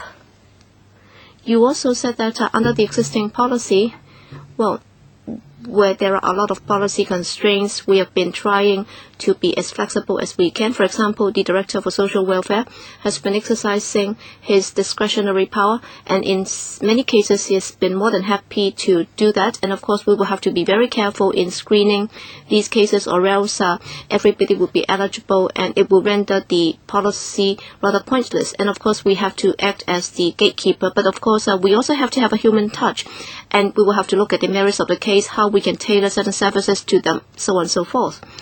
And also you refer to the policy and the legislation and so on, and the COP, and also the future steering committee on our population policy when it comes to the overriding population policy. Yes, we will have to decentralize some of the policies, and indeed some surgical operations might be needed. But then before then, we will have to listen to your views, and that's why in September we will have to consult you.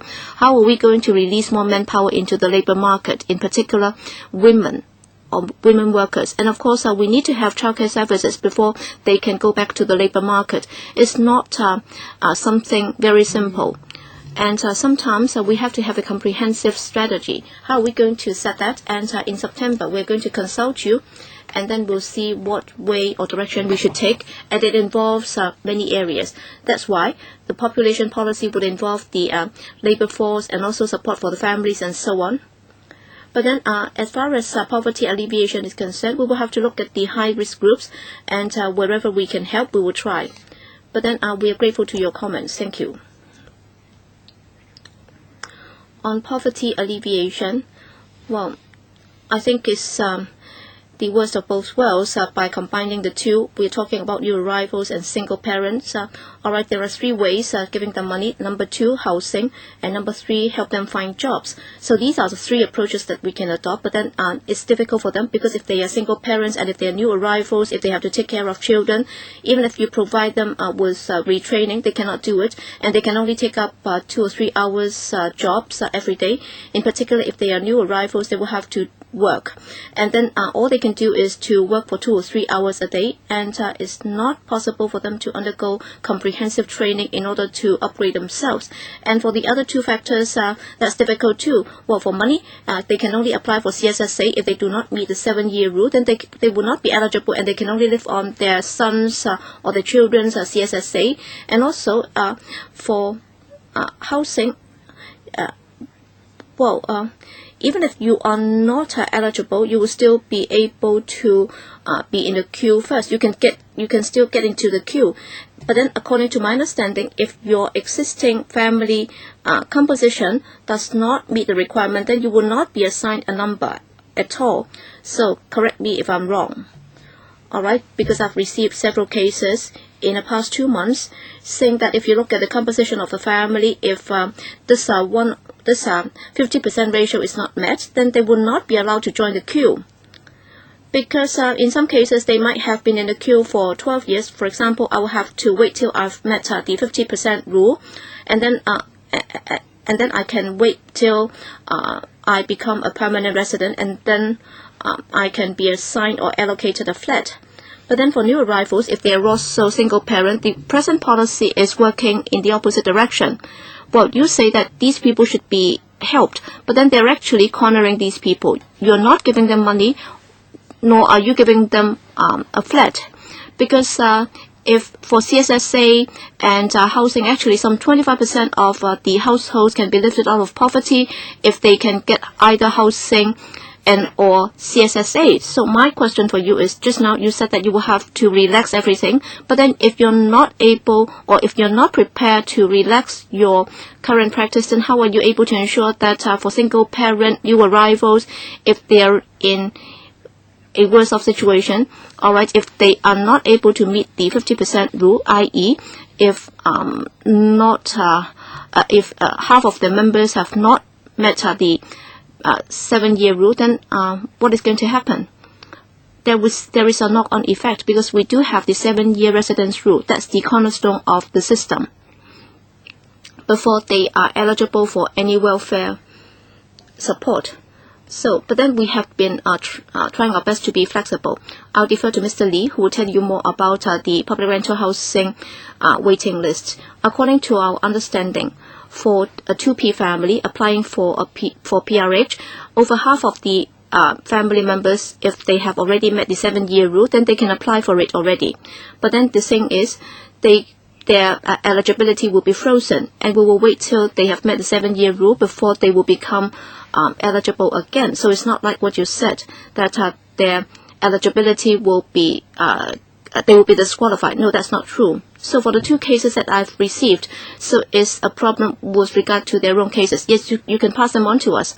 Well, I've passed them on to you, but then you have not given me a reply yet. All right, for these two factors, one is money and the other is housing. Are there any ways that you can relax the rules so that for new arrival single-parent families, you talk about compassionate rehousing, but then I've never had a case which, because they are from a single-parent new arrival family, that you have granted them compassionate rehousing, unless they are very ill, lung cancer or whatever, or if there is an elderly member in a family. Well, so they have been granted compassionate rehousing not because they are new arrival single-parent families. It's because they are real, they have elderly members and so on. All these cases have been passed on to the housing department. Some have actually gone into the SWD, but then for the SWD, they've never approved any of these cases. Well, single-parent new arrival families, they are not eligible for compassionate rehousing at all. That's my conclusion, unless there are other factors. Chairman, I'll have to go back and check the figures, but then according to my understanding, let's not forget we're talking about new arrivals and single-parent families, not those with old and frail members. Well, I'll have to go back and look into it. I can, as far as I can remember, there are some new cases because you talk about new arrivals and single-parent families.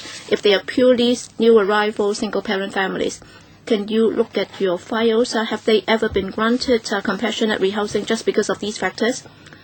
Well, for medical reasons, well, yes, you would grant them that. But then I'm talking about new arrival single-parent families. Those are not the two factors to be considered for compassionate rehousing. Well, the cases that you have come across might not have involved these cases, but then for the SWD staff, they have a set of guidelines. So have these two factors been included on the list? Well, if you're single parent, if you are old, or if you are weak and so on, so that might be considered. But then there is no one criterion saying that if you're a single parent and new arrival, then you'll be eligible. All right. For the other issues, let's leave that to the task group under the COP. Yes, we do have a task group looking into that. Thank you. All right. Thank you. AOP, as you might recall, last time we talked about education and we looked at the number of issues, and they've given us a reply, and I'm sure you've received a copy of that. And the Education Bureau colleagues are here. So do you have anything to raise with them? We have about 10 minutes. Ms. Fong? Just a reminder, paragraph 3 in the paper. Annex 1 about the CCF. $1,000 additional grant will be given to the students. So this is a new policy, and that's something new since the last meeting. Ms. Fong, can you walk us through the paper? We only have 10 plus minutes. Yes, thank you, Chairman, for giving us the opportunity to brief you on this. We do have a CCF item, which is a new suggestion, because last month we came to this subcommittee to brief you on student financial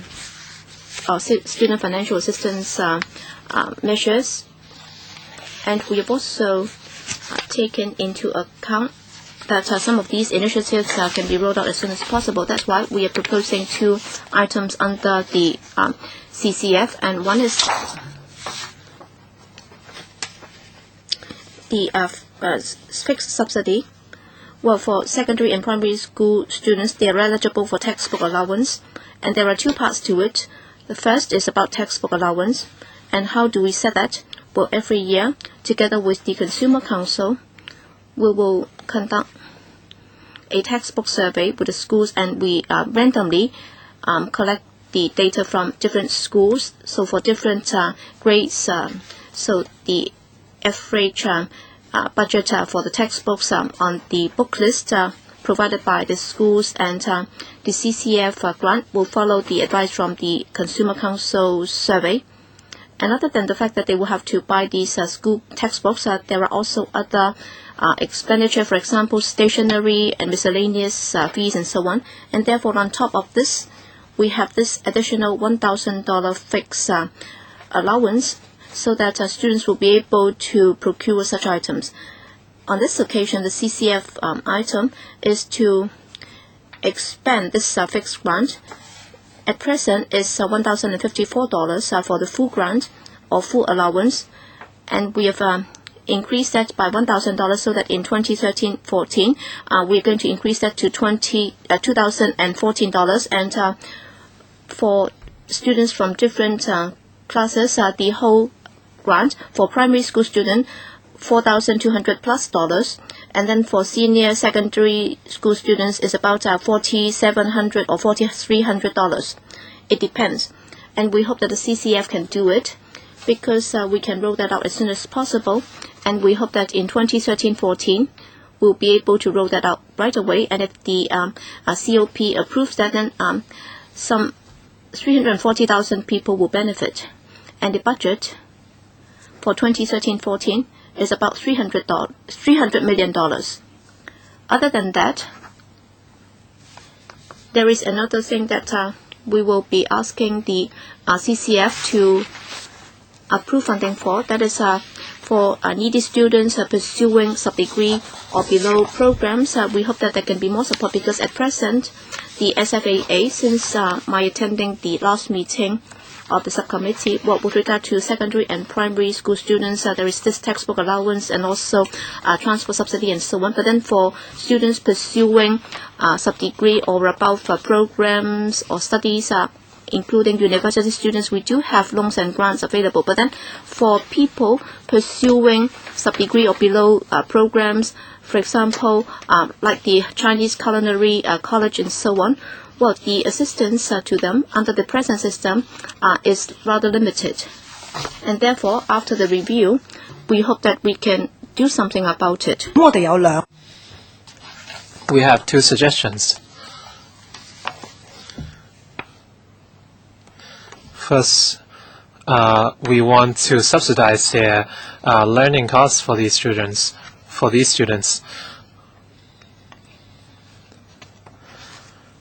And that their levels are closer to secondary 3 to 6.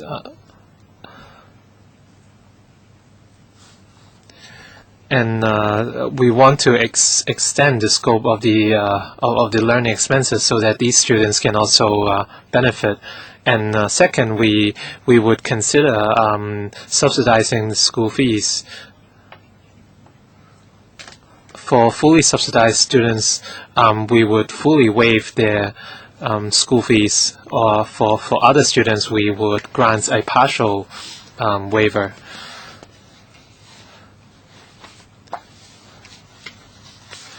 Since we are launching this subsidy for the first time, we want to make sure our resources are used properly, and we have introduced certain conditions.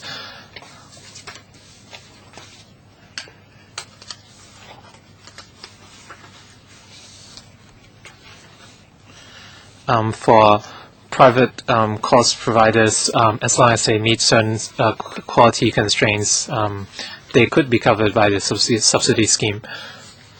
And all these would have to be approved by the Finance Committee.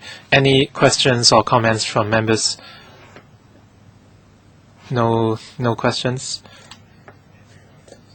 So perhaps you have all accepted this proposal. The paper does not only cover these two proposals. You can ask questions on other aspects of the paper. My question is for the CCF. How many years have the textbook subsidy how many years has the subsidy been implemented?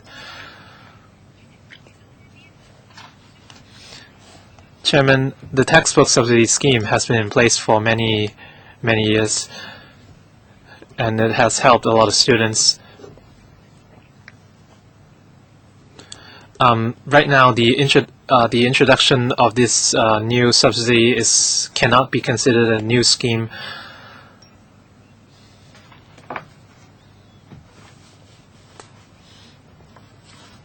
However, the government has a lot of such proposals every year.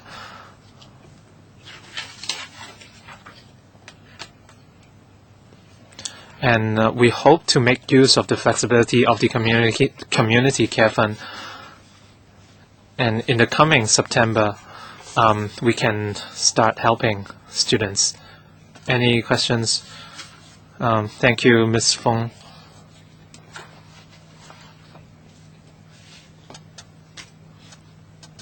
Before the summer recess, we have no more meetings. The next meeting would be in October. In September, we will have a poverty summit chaired by this chief executive. And next time, we would invite the CS to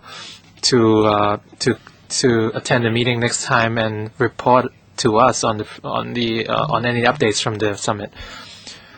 Thank you, everyone. Have a nice recess.